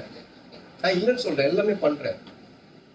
நேசிக்க அப்பா கிட்ட பேசாம நீ என்ன செஞ்ச? ஒரு உதாரணத்தை கொடுத்தேன். என் பிள்ளை வந்து ஆமா கார் துடைக்குது, காலையில துணி ஷர்ட் அயன் பண்ணி கொடுக்குது. என் பிள்ளை வந்து என் காரை துடைக்குது. அதுக்கப்புறம் என் பிள்ளை ஆமா எனக்கு அப்பாவுக்கு இது வேணும்னு சொல்லி ஓடி போய் ஒரு பொருளை வாங்கிட்டு வருது. எல்லாத்தையும் வாங்கிட்டு வந்து கொடுத்துட்டு எனக்கும் நானும் எதிரியும் பேசாம இருந்து வச்சுக்கோங்களேன். நானும் எதிரியா பேசல. ஆனா எதிரியா காலைல இருந்தோன்னா காரை துடைச்சிடறாரு, பைக்கை துடைச்சிடுறாரு. காலைல இருந்த உடனே அதுக்கப்புறம் வந்து துணியெல்லாம் அயன் பண்ணி வச்சிடறாரு. காலையில இருந்தோன்னா வீட்டுல தண்ணி போட்டுடுறாரு. காலையில பேஸ்ட் பிரஷ் கூட அப்பாவுக்கு வேணுமேட்டு கூட பிரஷ்ல கூட ஆமா பேஸ்ட் போட்டு அப்படி ஓரமா வச்சுட்டு அவர் பாட்டுக்கு போயிடுறாரு. பேசவே மாட்டாரு. ஆனா எனக்கு அவருக்கு பேச்சே இல்லை, ஆனா எல்லா வேலையும் கரெக்டா செஞ்சிடறாரு. இது அன்பா? பேஸ்ட் என்னால பிரஷ்ல போட்டுக்க முடியும், ஷர்ட் என்னால அயன் பண்ணிக்க முடியும், ஆமா எனக்கு வந்து நான் காரை தொடச்சுக்க முடியும், எல்லாம் எனக்கு பலன் இருக்கு, எல்லாத்தையும் நான் செஞ்சிடுவேன். எனக்கு எல்லாத்துக்கும் மேல 2 நிமிஷம் என்கிட்ட நீ பேசணும். இதுல இருக்கிற சந்தோஷம் உலகத்துல வேற எதுலயுமே இல்லை. எத்தனை பேர் விசுவாசிக்கிறீங்க? உங்க அப்பா கிட்டயும், உங்க அம்மா கிட்டயும், ஒய்ஃப் கிட்டயும், புருஷன் கிட்ட, எல்லார்கிட்டையும் தான் நான் சொல்றேன். அவங்க செய்கிற வேலையை காட்டிலும் அவங்க நம்ம இடத்துல 1 நிமிஷம் பேசுவாங்களா, அவங்க நம்ம ஒரு இடத்துல கொஞ்ச நேரம் நம்ம கிட்ட ஐக்கியமா இருப்பாங்களா தான் ஒரு தகப்பனோ அல்லது ஒரு மனுஷன் நேசிப்பான். இது ஏன் நீ என் இயேசுக்கு இருக்க கூடாது? தனிப்பட்ட இண்டிவிஜுவலா ஒவ்வொரு மனுஷனும் இயேசு இடத்துல எவ்வளவு நேரம் பேசுறோம், அவருக்கும் நமக்கும் எவ்வளவு க்ளோஸ் இருக்குது, எவ்வளவு ரிலேஷன் இருக்கு. ஹாய் சொல்ற அளவுக்கா அல்லது நம்ம தொடர அளவுக்கா அல்லது நம்ம மணி கணக்குல அவர்கிட்ட பேசுற மணி கணக்குல எங்கயோ தேவையில்லாத குப்பை கிட்ட கூட மணி கணக்குல உட்கார்ந்துட்டோம். குப்பை அது அசிங்கம், புழுதி, அது சேது, சாக்கடை, அது கையில கூட நம்ம மணி கணக்குல செலவு பண்ணோம். இதை காட்டிலும் என் இயேசுன்னு அவ்வளவு கேவலமா, அவ்வளவு கேவலமா. மனுஷங்கிட்ட பேசுவதை காட்டிலும் இயேசு கிட்ட பேசுறது, நான் கண்ணங்கிட்ட பேசுவதை காட்டிலும் இயேசு கிட்ட எவ்வளவு ஒப்பந்தம் அப்படி பண்ணணும். அவங்க கிட்ட பேசுவதை காட்டிலும், நான் நேசிக்கிற மக்கள் கிட்ட பேசுவதை காட்டிலும், நான் நேசிக்கிற ஜனத்தை காட்டிலும் 1 நிமிஷமாவது அதிகமா இருந்தா நீ அவரை நேசிக்கிறாய், அவர் மேல அன்பா இருக்கிற. இப்ப சொல்ல முடியுமா? உலகத்துல இருக்கிற மனுஷனை காட்டிலும் நான் ஏசப்பா கிட்ட அதிகமா பேசுறேன். எத்தனை பேர் சொல்ல முடியும்? அட்லீஸ்ட் ஒரு 3 மணி நேரமாவது ஆண்டவர்கிட்ட பேசினீங்கன்னா இதெல்லாம் நீ டாலி பண்ண முடியும். பண்ண முடியாது. ஏன்னா அவர்கிட்ட நம்ம பேசியிருப்போம், அதிகமா பேசியிருப்போம். அந்த மனுஷங்கிட்ட ஹஸ்பண்ட் கிட்ட அதிகமா பேசியிருப்போம், மனைவி கிட்ட அதிகமா பேசியிருப்போம், அல்லது அப்பா அம்மா கிட்ட யார்கிட்டயும் அதிகமா பேசியிருப்போம், அது ஏதோ ஒரு குப்பை கிட்ட அதிகமா பேசியிருப்போம். அதை காட்டிலும் பேசணும்னா 1 நிமிஷமாவது வின் பண்ணணும்னா 1 செகண்டாவது அதிகமா இருந்துச்சுன்னா தான் நீ அவரை நேசிக்கிறேன்னு சொல்லி அர்த்தம். இருக்கிறீங்களான்னு பாருங்க, இல்லைன்னா நேசிங்க. கர்த்தர் நம்மை ஆசீர்வதிக்கட்டும். நான் நம்ம பாயிண்ட்டுக்கு போறேன். கர்த்தர் நம்மை ஆசீர்வதிக்கட்டும். நம்ம பாயிண்ட்டுக்கு போகிறேன். கர்த்தர் நம்மோடு கூட இருப்பாராக. சரி, எபிரேயர் புஸ்தகம் அடுத்து இயேசுவை நேசித்தார். ஆண்டவர் கேட்டாரு, என் மேல அன்பா இருக்கிறியான்னு சொல்லி. பிரதான கற்பனையில 2 கற்பனையா ஆண்டவர் நம்மளுக்கு சொன்னாரு. 1 என் மேல அன்பு கூறு, 2வது நீ காண்கிறதான பிறரை நேசி அப்படின்னு சொன்னாரு. அப்படியா இங்க சொல்லப்பட்டிருக்கிறதான அப்போ என்ன, அவரை நேசிக்கும் போது நம்ம என்ன செய்வோம்னா, 1 அந்த ரட்சிப்பை காத்துக்கொள்வோம், அசட்டையா எண்ண மாட்டோம். 2வதாக அவரோட நம்ம பேசுவோம், பேசுவதில் அன்பை காட்டுவோம். 3வதாக எபிரேயர் புஸ்தகம் 10வது அதிகாரம் 25வது வசனம், 10:25. சபை கூடி வருதலை சபை கூடி வருவதை சிலர் விட்டு விடுவது போல நாமும் விட்டு விடாமல் ஒருவருக்கொருவர் ஒருவருக்கொருவர் அது அடுத்து கடவுளை நேசிக்கிற ஆள் என்ன பண்ணுவான்னு கேட்டா சபை கூடி வருவதை விடவே மாட்டான். எல்லாத்துக்கும் எல்லா இடத்துலயும் கமிட்மெண்ட் கொடுத்துட்டு எல்லா இடத்துலயும் எல்லாத்தையும் நேரத்தை கொடுத்துட்டு என்ன நடந்தாலும் சரி சபையில போய் உட்கார்ந்துருவாங்க. இப்ப உன் தலைமையில என்ன நடக்குது? ஆமா, ஒரு ராஜாங்கமே உன் தலைமையில நடந்தாலும் சரி, ஒரு ராஜாங்கமே உன் இடத்துல நடந்தாலும் சரி, அடுத்து என்ன பண்ண தெரியுமா? எல்லாத்தையும் தூக்கி ஓரம் கட்டிட்டு நீ தேவனுடைய சபையில வந்து உட்கார்ந்துருவ. சபை கூடி வருவதை விட்டு விடாமல் இருப்பான். ஏன்னா இந்த இடத்துலதான் அவன் சொல்லும்போது, ஆமா சபைக்கு போவோம், தேவனுடைய வீட்டுக்கு போவோம் என்று சொன்ன உடனே அவன் எப்படியா இருந்தானா, ஆமா நான் மகிழ்ச்சியா இருந்தேன். சில பேர் பாத்தீங்களா இந்த காலத்துல இப்படியும் பேசலாம். சபை ஆராதனை 8 மணிக்கு, சபை ஆராதனை 8 மணிக்கு. இப்ப நீ எவ்வளவு நேசிக்கிறா, அப்பா எவ்வளவு நேசிக்கிறேன்னு தெரியும். 8 மணி ஆராதனைக்கு நம்ம உள்ள என்ட்ரு ஆகுது எப்போ? நான் அடிக்கடிக்கு சொல்லுவேன், பஞ்ச் பண்றீங்க தெரியுமா? ஆபீஸ்ல போய், ஃபேக்டரிங்ல போய், அல்லது உங்க கம்பெனிங்களையோ அல்லது இதுலயோ போயிட்டு கார்டு ஒன்று கொடுப்பாங்க. அந்த கார்டு போய் பஞ்ச் பண்ணிட்டு வருவாங்க. பஞ்ச் பண்ணா நீ எத்தனை மணிக்கு உள்ள என்ட்ரு ஆகணும்னு தெரியும். நீ எத்தனை மணிக்கு உள்ள என்ட்ரு ஆகுற அப்படின்னு சொல்லி ஆண்டவர் அதுக்கு தகுந்த மாதிரி என்னப்பாங்க, அதுக்கு தகுந்த மாதிரி உனக்கு ஆசீர்வாதத்தையும் அதுக்கு தகுந்த மாதிரி உனக்கு பாதுகாப்பையும் கொடுக்கணும்னு நினைச்சாருன்னா ஆண்டவர். இன்னைக்கு என்ட்ரு ஆயிட்டான், பரவாயில்ல, 8 மணிக்கெல்லாம் என்ட்ரு ஆயிட்டாரு உள்ள, இந்த அம்மா என்ட்ரு ஆயிடுச்சு, இதுக்கப்புறம் நம்ம ஃபுல்லா இந்த அம்மாக்கு நமக்கு என்ன பண்ணணும், பாதுகாப்பை கொடுக்கணும். 8:30 மணிக்கு வந்துச்சுன்னா இந்த அம்மாக்கு நம்ம பாதுகாப்பே கொடுக்க கூடாது, நம்ம பாதுகாப்பெல்லாம் எடுத்துடணும். இருக்கிற ஆசீர்வாதத்தை கொஞ்சம் கொஞ்சமா ஒரு இடத்துல எனக்கு தெரியும். அந்த இடத்துல எப்படின்னு கேட்டீங்கன்னா, அவங்க கரெக்ட் டைமுக்கு உள்ள போயிட்டாங்கன்னா ரைட்டு, 2 நிமிஷம் 5 நிமிஷம் லேட் ஆயிடுச்சு வச்சுக்கோங்களேன், லேட் ஆயிடுச்சுன்னா 200 ரூபாய் ஃபைன் போடுவாங்க. 200 ரூபாய் ஃபைன். அந்த மாதிரி ஆண்டவர் நமக்கு ஃபைன் போட்டாரு வச்சுக்கோங்களேன், என்ன பண்ணுவீங்க? சரிங்க, உங்களுக்கு 2 நாள் மைனஸ் பண்றேன், உங்க வாழ்நாள்ல இருந்து 2 நாள் மைனஸ் பண்றேன். இருக்கீங்களா? இருக்கீங்களா? அப்போ தேவனுடைய சபை என்பது அவ்வளவு ஒரு சங்கீதக்காரன் சொல்லும் போது இப்படியா சொல்கிறான். 27ஆம் சங்கீதத்துல 4வது வசனம், 4வது வசனம் சீக்கிரம் வாசிங்க. ஒன்றை கேட்டேன், அதையே நாடுவேன்,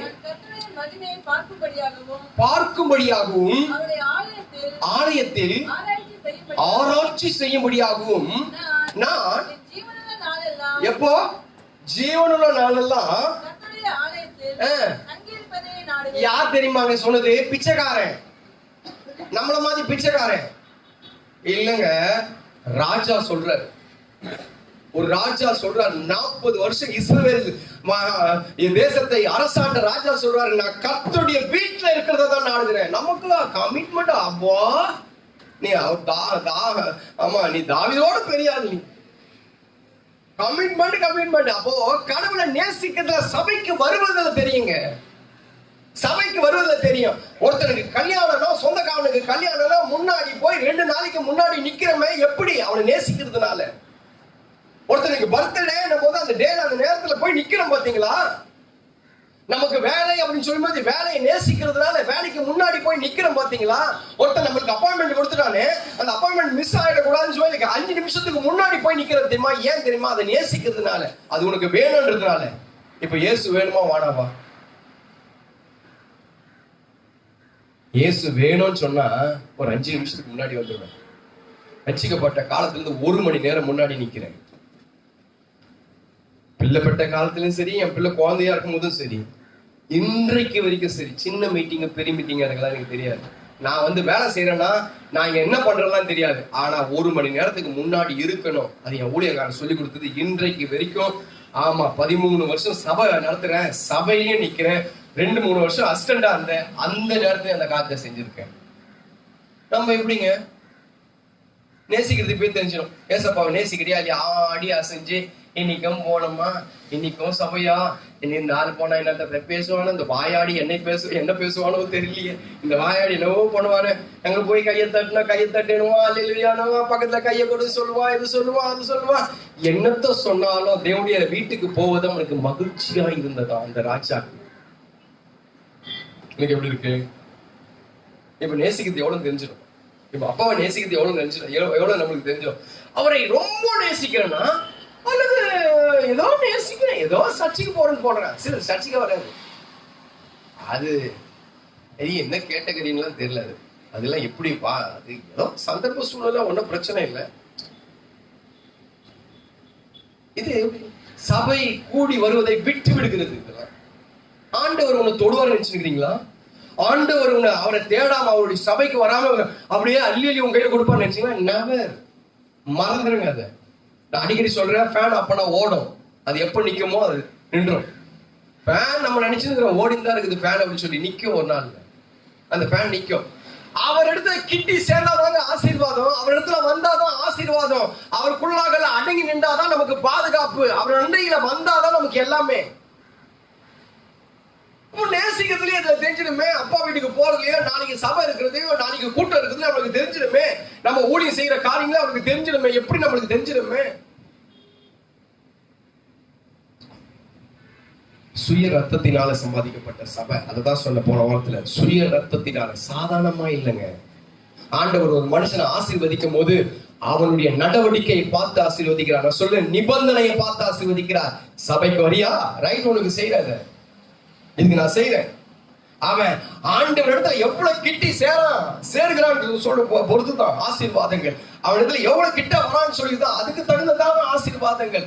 ஏதோ நான் வரமாட்டேன், நாங்க வீட்லயே இருக்கிறேன், வீட்டுல இருந்தே நீங்க ஆசீர்வச்சிருங்க, உங்களுக்கு மாசம் மாசம் நான் காணிக்கை கொடுத்துறேன், நான் தான் சாப்பிட்டு குண்டாகுவேன், நான் தான் சாப்பிடு, நீ கொடுத்த காணிக்கை நான் தான் சாப்பிடுவேன். மாம்ச பிரகாரமாய் சிம்சோன் சாப்பிடுவார், அவன்தான் உங்க காணிக்கை. அதுக்கு உண்டான ஆசீர்வாதம் ஒண்ணுமே உங்க வீட்டுக்கு வராது, ஒரு காரியமும் உங்க வீட்டுக்கு வராது. தேவனத்தை நெருங்குவான். தேவனை நேசிக்கிறவன் நெருங்கி முன்னாடி போகும்போது, ஒரு நடிகர் போகும்போது, ஒரு அரசியல்வாதி பார்க்கும் போது கூட ஓடி போய் தள்ளி விட்டு ஆட்டோகிராஃப் வாங்குறான். அந்த காலத்துல ஆட்டோகிராஃப் வாங்குவான், இந்த காலத்துல செல்ஃபி எடுத்துக்கிறான், பக்கத்துல நின்று செல்ஃபி எடுத்துக்கிறான், கட்டி பிடிச்சி செல்ஃபி எடுத்துக்கிறான். கிட்ட நெருங்கி அவனுக்கு கொடுக்கக்கூடியதான அந்த ஸ்தானத்தை என் தெய்வத்துக்கு உன்னால கொடுக்க முடியலன்னா ஆசீர்வாதத்தெல்லாம் எதிர்பார்க்காத, அதை தேடியும் காணாத இருப்பான். நான்காவது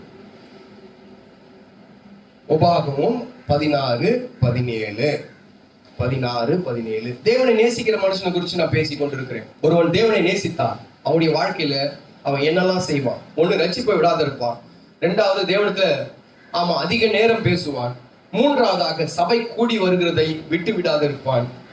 நான்காவதாக, உபாகமம் 16:17 ஆனாலும் அவர்கள் கர்த்தருடைய சந்நிதியில் வெறுங்கையோடே வராமல் தேவனாகிய கர்த்தர் உனக்கு அருளிய ஆசீர்வாதத்துக்கு தக்கதாக அவனவன் தன் தகுதிக்கு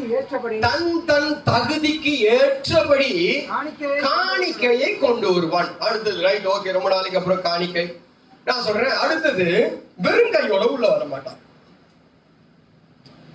அதே நேரத்துல பிச்சைக்காரனுக்கு போடுறது போல 50 காசு 1 ரூபாவை எத்தனை இருந்து போட மாட்டான். இந்த காயின் அவன் எவன் கண்டுபிடிச்சான்னு தெரியல. அந்த காயின் தன் அவன் சொல்லும் போது தன் எனக்கு கொடுத்ததான தகுதியின்படி நீ போடுகிறதான காணிக்கை உன் தகுதி தானா? உன் தகுதி ஏற்ற போய் தான் போடுறியா காணிக்கை? இந்த காணிக்கை அப்படின்னா மாட்டிக்கும், ரொம்ப பேர் மாட்டிக்கும். அவுட், எல்லாம் டோட்டல்ல பாதி அவுட் ஆயிடும், பாதியில 70% அவுட் ஆயிடும். ஆண்டவர் கொடுக்கும் போது கையை நீட்டி சிரிச்சு எனக்கு 15,000 ரூபாய் சம்பளம்னு சொல்லி சிரிச்சு வாங்குறீங்க. உன் பலனா இந்த மாசம் விடட்டுமா, பாக்கலாமா? உன் பலன் என்ன ஆகுதுன்னு பாக்கலாமா? கொடுக்கும் போது அததான் நான் சொல்ல வந்தேன். ஒரு திருமண காரியத்துக்கு போய் திருமணத்துல அவனுக்கு மொய் எழுதுற அளவுக்கு உன்னால வாரம் போய் நம்ம ஏதோ நான்வெஜ் கடையில போய் அவனுக்கு செலவு பண்ற அளவுக்கு ஒரு 500 ரூபாய் கொடுத்து குவாலிட்டியா கறி வாங்கி சாப்பிடுவோம், மீனை வாங்கி சாப்பிடுவோம். கர்த்தருக்கு காணிக்கை உன்னால எவ்வளவு செலுத்த முடியுது? எவ்வளவு செலுத்த முடிஞ்சிச்சு? இது என் தகுதி தானா? அந்த அளவுக்கு நீ பிச்சைக்காரனா இருக்கிறியா, கடவுள் பிச்சைக்காரனா இருக்கா? ரெண்டுல என்ன ஒண்ணுதான் பிச்சைக்காரனா இருக்கிறோம். ஒண்ணு கடவுள் பிச்சைக்காரனுக்கு தான் எவ்வளவு போடுவோம் நம்ம? பிச்சைக்காரனுக்கு காயின்ஸ் போடுவோம். பாக்கிட்ட கையை விட்டு நோண்டி எடுத்து எல்லாரும் இல்லாட்டி என்ன சொல்லுவோம் நம்ம? சில்லறை இல்லை. நம்ம சொல்ற காரணம் அது சில்லறை இல்லை. அப்ப சில்லறையை போடுறது யாரு? யாருக்கு சில்லறையை போட? பிச்சைக்காரனுக்கு தான் சில்லறை போடுவோம். இன்னொன்னு, ஒருத்தருக்கு கொடுக்கணும்னு மனசு வந்துச்சு, அந்த ஏழை விதவை என்ன பண்ணா? 2 காசு போட்டா. ஒண்ணு அவ பிச்சைக்காரியா இருக்கணும், 2ல யார் பிச்சைக்காரி? ஒண்ணு நீ பிச்சைக்காரனா இருக்கணும், இல்லாட்டி கடவுள் பிச்சைக்காரனா இருக்கணும். காயின்ஸ் காசு போடாது. 10 ரூபாய் போடுறியா? 5 ரூபாய் போடுறியா? போடு. 5 ரூபாய் மாத்தி நோட்டை வந்து போடு. காயின் காணிக்கையா கத்து என்ன பண்ணாங்க? ஆவிக்குரிய வெளிப்பாடு. நினைச்சு பாருங்களேன். கரெக்டா பில்லு கட்டிடுறோம். எந்த பில்லு? இபி பில் கரெக்டா கட்டிடுறோம், பீஸ் பிடிங்கிடுவான். வீட்டு வாடகை கட்டிடுறோம், வீட்டுக்காரு ஆமா ஹவுஸ் ஓனர் திட்டுவான். தண்ணி பில் கட்டிடுறோம், தண்ணி வராத தண்ணி கட் பண்ணிடுவான். மொபைலுக்கு ரீசார்ஜ் பண்ணிடுறோம், ஏன்னா அவன் இன்கமிங் வராது, அவுட் கோயிங் வராது. பஸ்ஸுக்கு கரெக்டா பாஸ் எடுத்து வச்சிடறோம், ட்ரெயினுக்கு பாஸ் எடுத்து வச்சிடறோம், பெட்ரோல் கரெக்டா போட்டுடுறோம். வீட்டுல ப்ரொவிஷன் கரெக்டா வாங்கிடுறோம், வீட்டுல பீஸ் கட்டிடுறேன், ஒழுங்கா பிள்ளைங்களுக்கு பீஸ் கட்டிடுறேன். ஏசு என்னங்க நியாயமா பேசினா நீங்க சொல்லுங்க. நியாயமா பேசலாம் பிடிங்க, யாரா பிடிங்க, பிடிச்சி அடிச்சிருங்க. யாரா பிடிச்சி தூக்கி போடுறேன், யாரா பிடிச்சி நீ நியாயமா பேசுன அடிச்சிருங்க. பேப்பர் வெயிட்ல எல்லாத்தையும் ஒழுங்கா செய்கிற நானு கடவுளுக்கு கப்பம் கட்டுறதுல மாற்றம் ஏங்க என் கை குஷ்டரோகமா பிடிச்சிருக்கு? எல்லாத்தையும் கொடுத்துறேன். உன் பிள்ளை உடம்பு சரியில்லைன்னா கடன் வாங்கிட்டு போய் 1000 ரூபாய் 500 ரூபாய் அவனுக்கு மொய் எழுதுற. கடவுள் நேசிக்கிறியா இல்லையான்னு உங்களுக்கு தெரிஞ்சிடும். கடவுள் நீ எந்த அளவுக்கு நேசிக்கிற, 10 ரூபாய்னா 10 ரூபாய்க்கு நேசிக்கிறேன்னு அர்த்தம். உன் நேசிப்பு என்னன்னு தெரிஞ்சிடும். இப்போ வாரம் உங்க நேசிப்பு எனக்கு தெரியும், எவ்வளவு நேசிக்கிறோம். சில பேரு பஸ்ல டிக்கெட் எடுத்து போடுவான். சில பேரு 50 ரூபா, ஒரு 50 ரூபாய் வீட்டுல இருக்கு, பாதி 50 ரூபாய் வீட்டுல இருக்கு. சீரியஸா பி சீரியஸ். பாதி 50 ரூபாய் வீட்டுல இருக்கு, இன்னொரு 50 ரூபாய் கொடுத்தீங்கன்னா நான் ஜாயின் பண்ணி ஒட்டி, எங்க அக்கா பையன் பேங்க்ல ஒர்க் பண்றான், அவன் கையில கொடுத்து நான் மாட்டிக்குவேன். கொடுக்கணுன்ற மனசு இல்லைல்ல கடவுளுக்கு. அவர் ரத்தத்தை கொடுத்த அளவு வாங்கி தின்ட்டு அமைதியா உட்காந்துக்கிட்டு, அவர் கொடுத்த ரத்தத்தை மாத்திரம் வாங்கி குடிச்சு ஒண்ணுமே தெரியாம மாதிரி ஹேண்ட் உட்காந்துக்கிறோம். சரீரம் பிக்கப்படுது, உங்களுக்காக பிக்கப்பட்ட என்னுடைய சரீரமா இருக்கிறத அதை மாத்திரம் தின்னு. ஆண்டவரே என் குடும்பத்துக்கு பாதுகாப்பை கொடுங்க, என் பேரன் பேத்தி எல்லாம் பாதுகாத்துக் கொள்ளும். பேரன் பேத்தி பிள்ளை இல்ல, பேரன் பேத்தி எல்லாம் பாதுகாத்துக் கொள்ளும். எவ்வளவு கொடுத்த? வாட்ச்மேன் வச்சா வாட்ச்மேனுக்கு 10,000 ரூபாய் சம்பளம் கொடுத்தாதான் உன் பேரன் பேத்தியை பாத்துக்குவான். என் ஆண்டவர் அவளை கேவலமானவனா? அவ்வளவு கேவலமானவரா? உன் கைய பிடிச்சாருன்னா பிச்சை எடுக்க வச்சிருவாரு. கைய பிடிச்சாரு வச்சுக்கோங்க, உன் கையின் பிரயாசத்தை பிடிச்சாரு வச்சுக்கோங்க, அடுத்த நேரத்துல நம்ம யோபு மாதிரி உட்கார்ந்துருவோம். வேதம் சொல்லுகிறது உனக்கு கொடுத்து பெருசா மழை பேத்த வந்து கொடுன்னு சொல்லல. பெருசா சம்பளம் வந்துச்சா உனக்கு பாதி சம்பளத்தை எடுத்து வந்து, ஆமா அது அப்படியே சொல்ல, வெத்த கிரயத்தை கொண்டு வந்து வையின்ற சொன்னாரு ஆண்டவர். வெத்த கிரயத்தை எனவே எவ்வளவு வித்த மொத்தத்துக்கு வை, முதல் பள்ளிக்கூடத்துல வை, அப்படியே சொன்னாரு. அதுவும் சொன்னாரு. வஞ்சிக்கிறங்க நம்மளுடைய ஆசீர்வாதம் இல்ல, ரொம்ப நாள் தடப்படுது நம்முடைய ஆசீர்வாதங்கள். ஏன்? ஆமா வஞ்சனை. ஏன் தம்பி வஞ்சனை? மல்கியா புஸ்தகத்துல 3வது அதிகாரத்துல சொல்லு. ஏன் வஞ்சனை? 9 10 மனுஷன் தேவனை வஞ்சிக்கலாமா? என்னை வஞ்சிக்கிறீர்கள், எதனால் உம்மை வஞ்சித்தோம் என்கிறீர்கள். தசமபாகத்திலும் காணிக்கையிலும் தானே. சொல்லுதான் அது வாசித்தங்க, அது பொண்ணு விட்டுச்சு பாருங்க, அது வாசிங்க. நீங்கள் சபிக்கப்பட்ட ஆண்டவர் சொல்றாரு, நீ சபிக்கப்பட்டவன். சேர்த்து வச்சு நினைக்கிறியா? சேர்த்து வச்சு நினைக்கிறியா? கேஆர்சி அதான் நினைச்சான், அதெல்லாம் எடுத்து சேர்த்து வச்சான். என் புள்ள நல்லா இருக்கும், என் பேரன் நல்லா இருப்பான், என் பேத்தி நல்லா இருக்கும்ட்டு. ஆனா மொத்தமா வந்ததெல்லாம் என்ன தெரியுமா உங்களுக்கு? என்கிட்டயே கை வைக்கிற நீ, என்கிட்டயே கை வைக்கிறிய நீ. கொடுத்ததே நான் தானேப்பா, கொடுத்ததே நான் தானே. அந்த ஆசீர்வாதத்தை என்கிட்டயே கை வச்சுனா என்ன அர்த்தம்? உன்னால கட்டளையை கை கொள்ள முடியலையே, எப்படி நீ என்ன நேசிக்கிறேன்னு சொல்ற? சபையில எப்படி முக்காடு போட்டு வந்து உட்கார்ற? எப்படி சபையில பைபிள் தூக்கி வந்து உட்கார்ற? எப்படி நீ உட்கார்றீங்க? கர்த்தருக்காக கொடுக்க முடியல, கர்த்தருக்காக செய்ய முடியல. ஒரு ஹோட்டலுக்கு போனோம்னா அந்த ஹோட்டல்ல போய் சர்வருக்கு 20 ரூபாய் டிப்ஸ் கொடுக்குறோம், கர்த்தருக்கு காயின் தான் போடுறோம். ஹோட்டல்ல இருக்கிற சர்வருக்கு 20 ரூபாய் டிப்ஸ் கொடுக்கக்கூடிய எனக்கு எவனா வந்தானா பரவாயில்ல வச்சுக்கோ, நோ ப்ராப்ளம், வச்சுக்கோ பெரிய அப்படியே அம்மாடி வீட்டு பொண்ணு தான், வச்சுக்கோ. மேக்கப்புக்கு செலவு பண்ற பத்தியா, பவுடருக்காக பேரண்டோலிக்காக செலவு பண்ற பத்தியா, உன் செருப்புக்கு காலில் போற செருப்புக்கு செலவு பண்ற பத்தியா,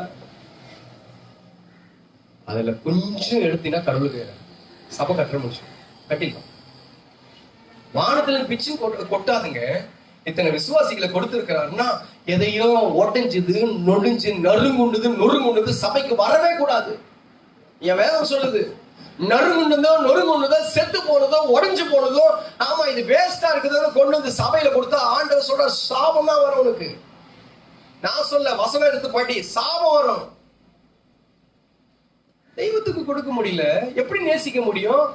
நேசிக்கிறதுனால தாங்க சொந்த குமாரனை கொடுத்தாரு ஆண்டவர். நேசிக்கிறதுனால தான் சரீரத்தில் இருக்கிற ஒட்டுமொத்த ரத்தத்தையும் ஆண்டவர் நமக்கு கொடுத்தாரு. என்ன நேசிக்கிறதுனால, என் மேல அன்பா இருக்கிறதுனால. நான் என்ன நேசிக்கிறேன்? அட்லீஸ்ட் நான் நேசிக்கிறேன். ஆமா, அவன் அங்க இருக்கிறதான சர்வரை நேசிக்கிறது போல கூட நான் நேசிக்கலையே. சர்வரை நேசிக்கிறது போல கூட நான் என்னால நேசிக்க முடியல. மத்தவனுக்கு டிப்ஸ் கொடுக்குறமே, அது போல கூட என்னால இருக்க முடியலையே. ஆண்டவரை நேசிக்கிறேன்னு சொல்றேன். ஆண்டவர் மேல அன்பா இருக்கிறேன்னு சொல்லும். நான் நேசிக்கிறது அவருக்கு தெரியும், ஆண்டவருக்கு தெரியும், என் அன்பை பத்தி ஆண்டவருக்கு தெரியும். இந்த விஷயத்திலே உன்னை பத்தி தெரியும், இந்த சின்ன விஷயத்திலே உன்னை பத்தி தெரியும். அன்பா இருக்கிறீங்களா? அன்பா இருந்தால் கொடுக்க முடியும். நான் 3 பாயிண்ட் 4 பாயிண்ட் பேச வேண்டிய அடுத்தவர் பேசலாம். நான் சொல்ல வருகிற காரியங்கள் ஆண்டவர் பார்த்து கேட்கிற எல்லா கற்பனையும் ஒன்னா ஆக்கிட்டு 2 கற்பனையும் சொன்னாரு.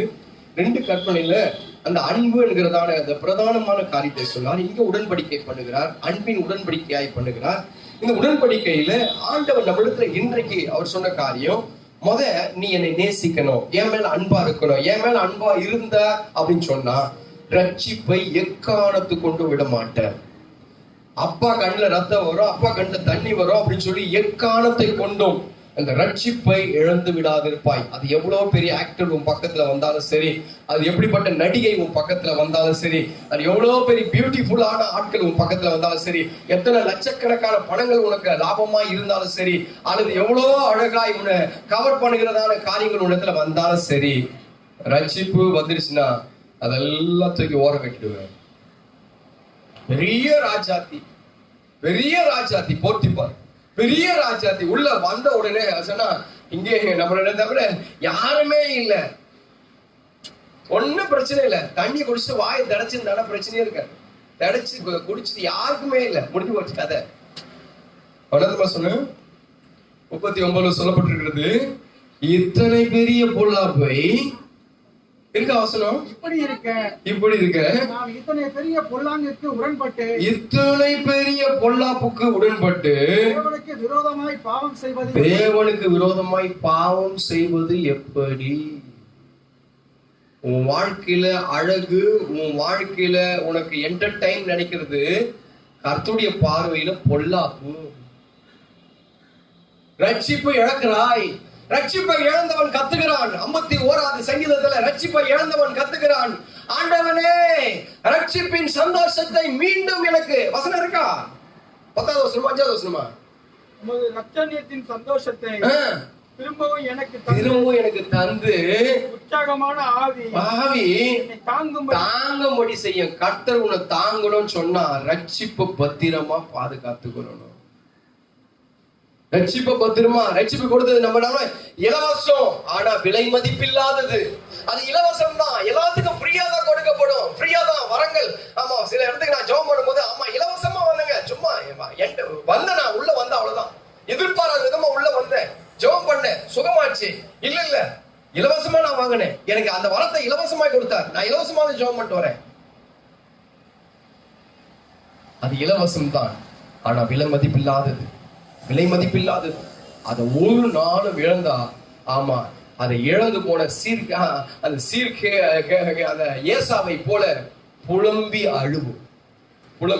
ஒன்று, உன் ரட்சிப்பை இழக்காத இருக்கணும். ரட்சிப்பை காத்துக் கொள்கிறவன் தேவனை நேசிக்கிறான். தேவனிடத்துல ஜெபம், தேவனிடத்துல பேசுகிறவன், ரொம்ப நேரம் பேசுகிறவன் தேவனை நேசிக்கிறான். மூன்றாவதாக, சபை கூடி வருகிறத அவன் விடாதவன், எந்த சூழ்நிலை விடாத இருப்பான். நான்காவதாக, தேவனுக்கு அவன் எதா இருந்தாலும் கொடுப்பான். கொடுக்கிறவன் தேவனை நேசிப்பான். நம்ம முழங்கால் படிக்கிட்டு இருந்தா ஓகே, இல்லைன்னா ஆண்டவரே இந்த காரியம் எனக்குள்ளாக இல்லை அல்லது இழந்த, மறுபடியும் எனக்கு தாங்க. கேட்கலாமா? எல்லாம் வாயில திறந்து கேட்கலாமா? சபை கூடி வருகிறதில்லை. சில பேர் விட்டுறாங்க. கூடி வருகிறது இந்த இடத்துலதான் உனக்கு ரட்சிப்பு. அடுத்த வாரம் உனக்கு தேவையான ஆசீர்வாதமே இந்த இடத்துல தான் வரும். அடுத்த வாரம் தேவையான பாதுகாப்பே இந்த இடத்துல தான் வரும். உனக்கு அடுத்த வாரம் உன் குடும்பத்துக்கு பாதுகாப்பு எப்ப தெரியுமா வரும்? எங்க தெரியுமா வரும்? எங்க வரும்? வேலைக்கு போனா வேலை செலவு பாதுகாப்பு வருமா? சம்பளம் கொடுப்பான், அவ்வளவுதான், வேற ஒண்ணும் இல்லை. ஆனா உன் பிள்ளைங்களை, உன் குடும்பத்தை, உன் கணவனை, மனைவிய, உன் பேர பிள்ளைங்களை எல்லாரையும் பாதுகாக்கிறதுக்கு பாதுகாப்பு சபையில இருந்தாங்க வரும். உன் குடும்பம் பாதுகாப்போடு இருக்கணுமா? உன் குடும்பம் பாதுகாப்போடு இருக்கணுமா? சபை கூடி வருகிறதை விட்டு விடாதீங்க. தேவனை தேவன் மேல அன்பா இருக்கிறேன், ஆண்டவரை நான் நேசிக்கிறேன் சொல்றீங்களா? நீ சபையை எந்த அளவுக்கு நேசிக்கிறியோ அந்த அளவுக்கு ஆண்டவரை நேசிக்கிறேன். காரணம், சுய ரத்தத்தினால சம்பாதிக்கப்பட்ட சபை, தேவனுடைய ரத்தத்தை கொடுத்து மீட்டு கொண்ட, தேவனுடைய ரத்தத்தினால உருவாக்கப்பட்ட அந்த சபை.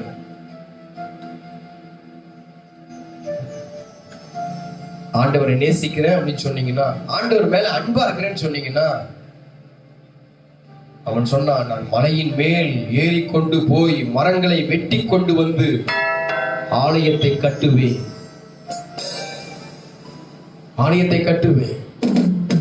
மலையின் மேல ஏறி மரத்தை வெட்டி கஷ்டப்பட்டு வந்து ரத்தத்தை இந்த சபையில போடுவேன். என் ரத்தம் இந்த சபையில ஊறணும், என் ரத்தம் இந்த சபையில இருக்கணும், என் கஷ்டங்கள் இந்த சபையில இருக்கணும், என் உழைப்பு இந்த சபையில இருக்கணும். இது சிம்சோனை நேசிக்கிறது இல்லை, கடவுளை நேசிக்கிறதுக்கு அடையாளம். தெய்வத்தை நேசிக்கிறியா? இது வரைக்கும் கடவுளுக்காக என்ன இழந்தீங்க? பொருளாதாரத்தை நிமித்தமாய் எத்தனை லட்சத்தை கொடுத்திருப்பீங்க, எத்தனை ஆயிரத்தை கொடுத்திருப்பீங்க,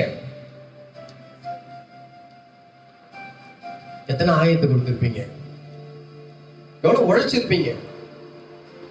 அந்த சபை கட்டும் போது ஒவ்வொரு முறையும் ஒவ்வொருத்தருடைய காலில் கையில அடிபட்டுரும், ரத்தம் வரும். அப்ப நான் சொல்லுவேன், ஈஸியா சொல்லிடுவேன், அது பெருசா நான் எடுத்துக்க மாட்டேன். ரத்தம் வரும்போது அவனுக்கு வந்து காட்டுவானுங்க, இவனுக்கு அடிபடிச்சு, அவனுக்கு அடிபடிச்சுன்னு சொல்லுவாங்க. நான் ஈஸியா ஒரே வார்த்தை சொல்லுவேன், ரத்த சிந்துதல் இல்லாமல் பாவம் மன்னிப்பு இல்லை போ அப்படின்ட்டுருவேன். அவனுக்கு கட்டு கூட போட மாட்டேன். என் சுவா பாத ரத்தம் வந்துச்சா, ரைட் போ அப்படின்ட்டுருவேன். சொல்லுங்க, உங்க உழைப்பு எவ்வளவு சபையில இருக்கு? உங்களுடைய காரியங்கள் எவ்வளவு சபையில இருக்கு? அற்புதத்துக்கெல்லாம் செலவு பண்றோங்க. செல்போனுக்கு ரீசார்ஜ் பண்ணா 500 ரூபாய் இல்லாம ஃபுல் டாக் டைம் வராது. 1 GB டேட்டா, 1.5 GB டேட்டா வராது. 500 ரூபாய்க்கு நீ ரீசார்ஜ் பண்ணினா 2 மாசம் தான் இருக்கும். சாப்பாடு எப்படி இருக்கு? கொஞ்சம் அரிசி நல்லா இல்லைன்னா கொஞ்சம் காசு கொடுத்து அதிகமா வாங்குறோம். பாமாயில் சாப்பிட்டா கொலஸ்ட்ரால் ஆயிருது அப்படின்னு சொல்லி கோல்டு வின்னர் வாங்குறோம். காய்கறி இது நல்லா இல்ல அப்படின்னு சொல்லி போய் எங்கேயோ போய் டைம் ஸ்பெண்ட் பண்ணிட்டு போய் நேரத்தை வீணாக்கி கொண்டு போய் காய்கறி வாங்குறோம். கரண்ட் பில் ஒழுங்கா கட்டிடுறோம், வீட்டு வாடகை ஒழுங்கா கட்டிடுறோம், பிள்ளைங்களுக்கு பீஸ் கரெக்டா கட்டிடுறோம், பஸ் பாஸ் வாங்கிடுறோம், ட்ரெயின் பாஸ் வாங்கிடுறோம், பெட்ரோல் போட்டுறோம். அதுக்கெல்லாம் எல்லாத்தையும் எடுத்து வச்ச நீ உன் உயிருக்காக, உன் குடும்பத்தின் உயிருக்காக, உன்னுடைய சந்ததியின் உயிருக்காக என்ன செஞ்சீங்க கடவுளுக்கு? முடிஞ்சிச்சா? 10 ரூபாய் கொடுத்துட்டேன்னா அது 100 முறை சொல்லிடுறோம், எல்லாருக்கிட்டையும் போய் சொல்லிடுறோம். பந்தாவ பேர் எழுதி கொடுத்துடுறோம், பந்தாவா சொல்லிடுறோம்.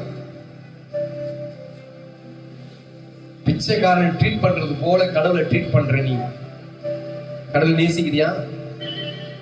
நேசிச்சா என்ன வேணாலும் செய்வாரு. ஆண்டவர் நேசிச்சுனா ரத்தத்தை கொடுத்தாரு. ஆண்டவரே உண்மை நான் நேசிக்கிறேன், அவன் சொன்னா உண்மை நான் நேசிக்கிறேன், ஆகிலாம் நீங்க கேட்கிற பிள்ளைய கொடுத்துடுற ஆண்டவரே. அவன் சொன்னா உன் நேசகுமாரன், சொந்த குமாரன், நேசகுமாரன், அவனை கூப்பிட்டு வா அப்படின்னு சொன்னார் ஆண்டவரு. கத்தி எடுத்துக்கிட்டு பிள்ளைய கூட்டு மேல மலை மேலே போயிட்டான். அது நேசிப்பா? 5 ரூபாய் காயின்ஸ் எடுத்து தூக்கி காணிக்க பெட்டியில போடுறமே அது நேசிப்பா? எதுங்க நேசிப்பு? கத்தர் கொடுத்தார், கத்தர் எடுத்தார், கத்தருடைய நாமத்துக்கு ஸ்தோத்திரம் சொல்லி ஒருத்தன் அட போடா கத்தர் தான் எல்லாரும் எடுத்தாரு, அவரே எடுத்துக்கிட்டோம் அப்படின்னு சொல்லி எல்லாத்தையும் விட்டுட்டானு அது நேசிப்பா? எதையோ 5 ரூபாய் கொடுத்துட்டு பெருசா என்னமோ செஞ்சது போல உட்காந்தீங்க காலை தூக்கி விடுறமே இது நேசிப்பா? எதுங்க நேசிப்பு? எது நேசிப்பு? கொஞ்ச நேரம் சோதனை பண்ணலாமா? எல்லாம் சோதனை வாயில திறந்து ஆண்டவரே உண்மை நான் நேசிக்கிறேன் சொல்லுங்க பார்க்கலாம். உண்மை நான் நேசிக்கிறேன், இப்போ நான் நேசிக்கிறேன். அவன் சொல்றான், கடைசியா சொன்னான் என் மேல அன்பா இருக்கிறியா, என் மேல அன்பா இருக்கிறியா. கடைசியா சொல்லும் போது ஆண்டவர் அவன் உனக்கு தெரியும், உனக்கு தெரியும், உனக்கு தெரியும். கடைசியா சொன்னா நீ அறிவி. இப்ப சொல்லுங்க, அவருக்கு தெரியும் நீ யார் சொல்லி அவருக்கு நல்லா தெரியும். ஏன் தெரியுமா? உன் ஆசீர்வாதத்து மேல கையை வச்சிட்டாரு. ஏன் தெரியுமா? உன்னை விருத்தி ஆட முடியல. எவ்வளவு வருது நமக்கு, ஆனா நிம்மதியே இல்ல. எவ்வளவு வருது நம்முடைய வாழ்க்கையில, அது ஒரு சந்தோஷமாவே இல்ல. ஏன் தெரியுமா? ஏன் தெரியுமா? அவர் சொல்லும் போது இப்படி சொல்றாரு, நீங்க சபிக்கப்பட்டவர்கள். கர்த்தருடைய சபைக்கு வரும்போது ஆசீர்வதிக்கப்பட்டவன் சொல்ற வேதம். அவன் சந்ததி ஆசீர்வதிக்கப்பட்டதுன்னு சொல்றோம். 5 ரூபாய் 10 ரூபாய் கர்த்தருக்கு கொடுக்கக்கூடிய காரியத்தெல்லாம் எடுத்து வச்சு ஓரம் கட்டி சேர்த்து வச்சு, இந்த சாபம் என்பது பாவம் என்பது போன வாரத்துல நான் சொன்னேன். பாவம் என்பது என்கிட்ட வந்துடும், சாபம் என்பது என் பிள்ளைக்கு போகும். உன் பிள்ளைக்கு நீ என்ன சேர்த்து வைக்கிற? உன் பிள்ளைக்கு நீ என்ன சேர்த்து வைக்கிற? சோத்திரம் சொல்லலாமா? எல்லாம் சோத்திரம் பண்ணலாமா? ஆண்டவரே ஸ்தோத்திரம் ஸ்தோத்திரம் ஸ்தோத்திரம் ஸ்தோத்திரம். ஹalleluya ஹalleluya ஹalleluya. அன்பு கூறுவே இன்னும் அதிகமா, ஆராதிப்பே இன்னும் ஆர்வமா. சேர்ந்து எல்லாம் சேர்ந்து ஆண்டவரே, நீங்க என்ன நேசித்தது போல நாங்க உங்க நேசிக்கிறோம் ஆண்டவரே. எனக்காக நீங்க ரத்தத்தையே கொடுத்துட்டீங்க, ஏன் சாபத்தை தூக்கி உங்க தலைமையில வச்சுக்கிட்டீங்க. இதெல்லாம் என்ன நீங்க நேசிக்கிறதுக்கு செஞ்ச அடையாளம். நான் உண்மை நேசிக்கிறதுக்கு அடையாளம். சபையை விட மாட்டேன், சபை கூடி வருகிறதை விட மாட்டேன், ரட்சிப்பை நான் காத்துக் கொள்வேன், தேவனத்துல பேசுவதில் நான் உறுதியா இருப்பேன். என்னால முடிஞ்சு மட்டும் எல்லா பொருளாலும் தெய்வத்தை நான் கனப்படுவேன். எல்லா கரங்களை தட்டி உற்சாகத்தோடு, எல்லா கரங்களை தட்டி உற்சாகத்தோடு. அன்பு கூறுவே இன்னும் அதிகமாய், ஆராதிப்பே இன்னும் ஆர்வமாய். அன்பு கூறுவே இன்னும் அதிகமாய், ஆராதிப்பே இன்னும் ஆர்வமாய். உம்மை முழு உள்ளத்தோடு ஆராதிப்பே, முழு வேகத்தோடு அன்பு கூறுவே. ஆராதனை ஆராதனை ஆராதனை ஆராதனை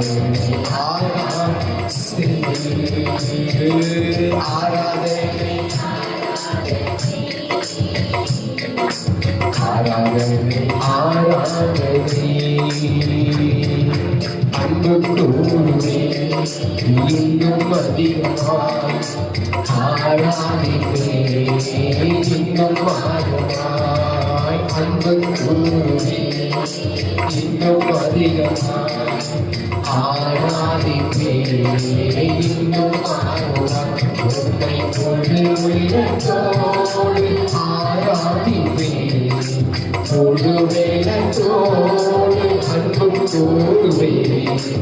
ஆராதனை ஆராதனை ஆராதனை ஆராதனை ஆராதனை ஆராதனை ஆராதனை. பரிசுத்தமுள்ள நல்ல பிதாவே, ஆண்டவர் இயேசுவின் நாமத்தினாலே இன்றைக்கு கர்த்தர் கர்த்தாவே எங்களோடு உடன்படிக்கை பண்ணுகிறீர்.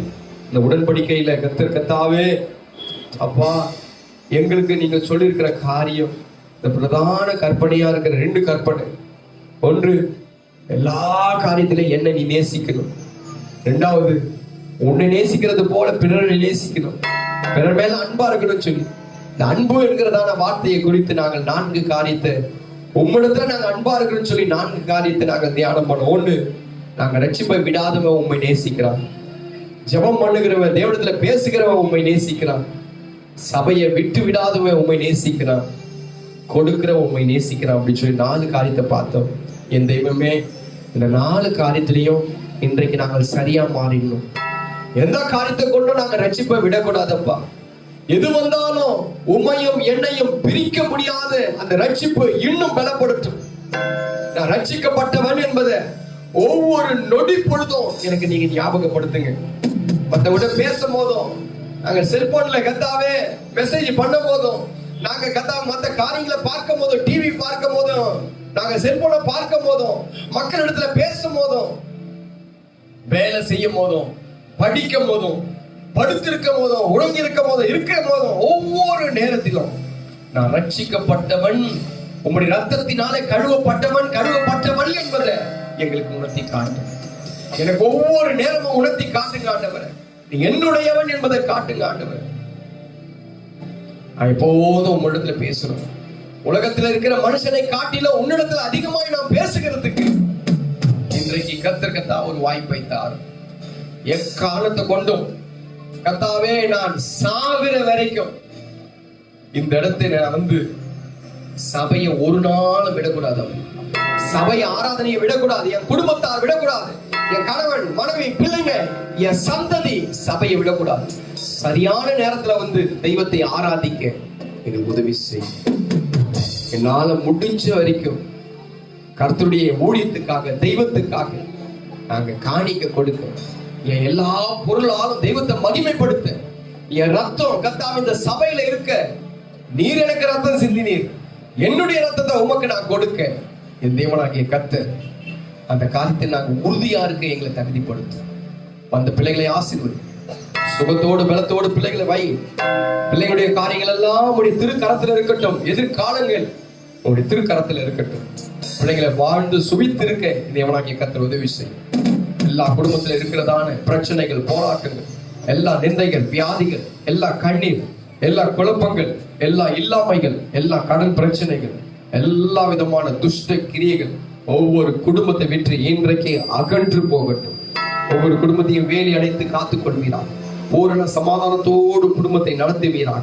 ஒவ்வொரு குடும்பத்திலும் நன்மையான காரியங்கள் நடக்கட்டும். கரங்களை பிடிச்சு நடத்துங்க. இந்த வாரம் முழுதும் ஓடி உழைக்க தேவையான பலத்தை கொடுங்க. எந்த விரோதமான காரியங்கள் ஒன்றும் வராதபடிக்கு, பலவீனமான காரியங்கள் ஒன்றும் வராதபடிக்கு ஒவ்வொரு குடும்பத்தையும் பாதுகாத்துக் கொள்ளுங்க. சுகத்தோடு பலத்தோடு பிள்ளைகளை பாதுகாத்து, எந்த குடும்பத்திலே துக்க காரியங்கள் வராதபடிக்கு தேவனாகிய கர்த்தர் வேலி அடை சமாதானத்தோடு அனுப்பும். உங்க நாமம் மகிமைப்படட்டும். ஆசீர்வதிங்க, பெரிய காரியங்கள் செய்ய. கடந்து போகும்போது தேவ பிரசுரம் கூட போகட்டும். உங்க நாமம் மகிமைப்படட்டும். இயேசுவின் நாமத்தில் ஜெபிக்கிறோம் நல்ல பிதாவே. எல்லாம் சேர்ந்து சொல்லுவோம், ஆமென். என் ஆத்துமாவே என் முழு உள்ளமே பரிசுத்த நாமத்தை ஸ்தோத்திரி. என் ஆத்துமாவே கர்த்தரை ஸ்தோத்திரி. அவர் செய்த சகல உபகாரங்களையும் மறவாதே. கர்த்தராகிய இயேசு கிறிஸ்துவின் கிருபையும், பிதாவாகிய தேவனுடைய அன்பும், பரிசுத்த ஆவியின் அன்பின் ஐக்கியமும், ஆதலும் தேர்தலும் வழிநடத்தலும் சமாதானம் ஆசீர்வாதமும் இன்றைக்கும் சதா காலங்களும் தேவன் நம்மோடு கூட இருப்பாராக. ஆமென். அல்லேலூயா, அல்லேலூயா. கர்த்தரோட போங்களை ஆசீர்வதிப்பார். God bless you. Praise the Lord.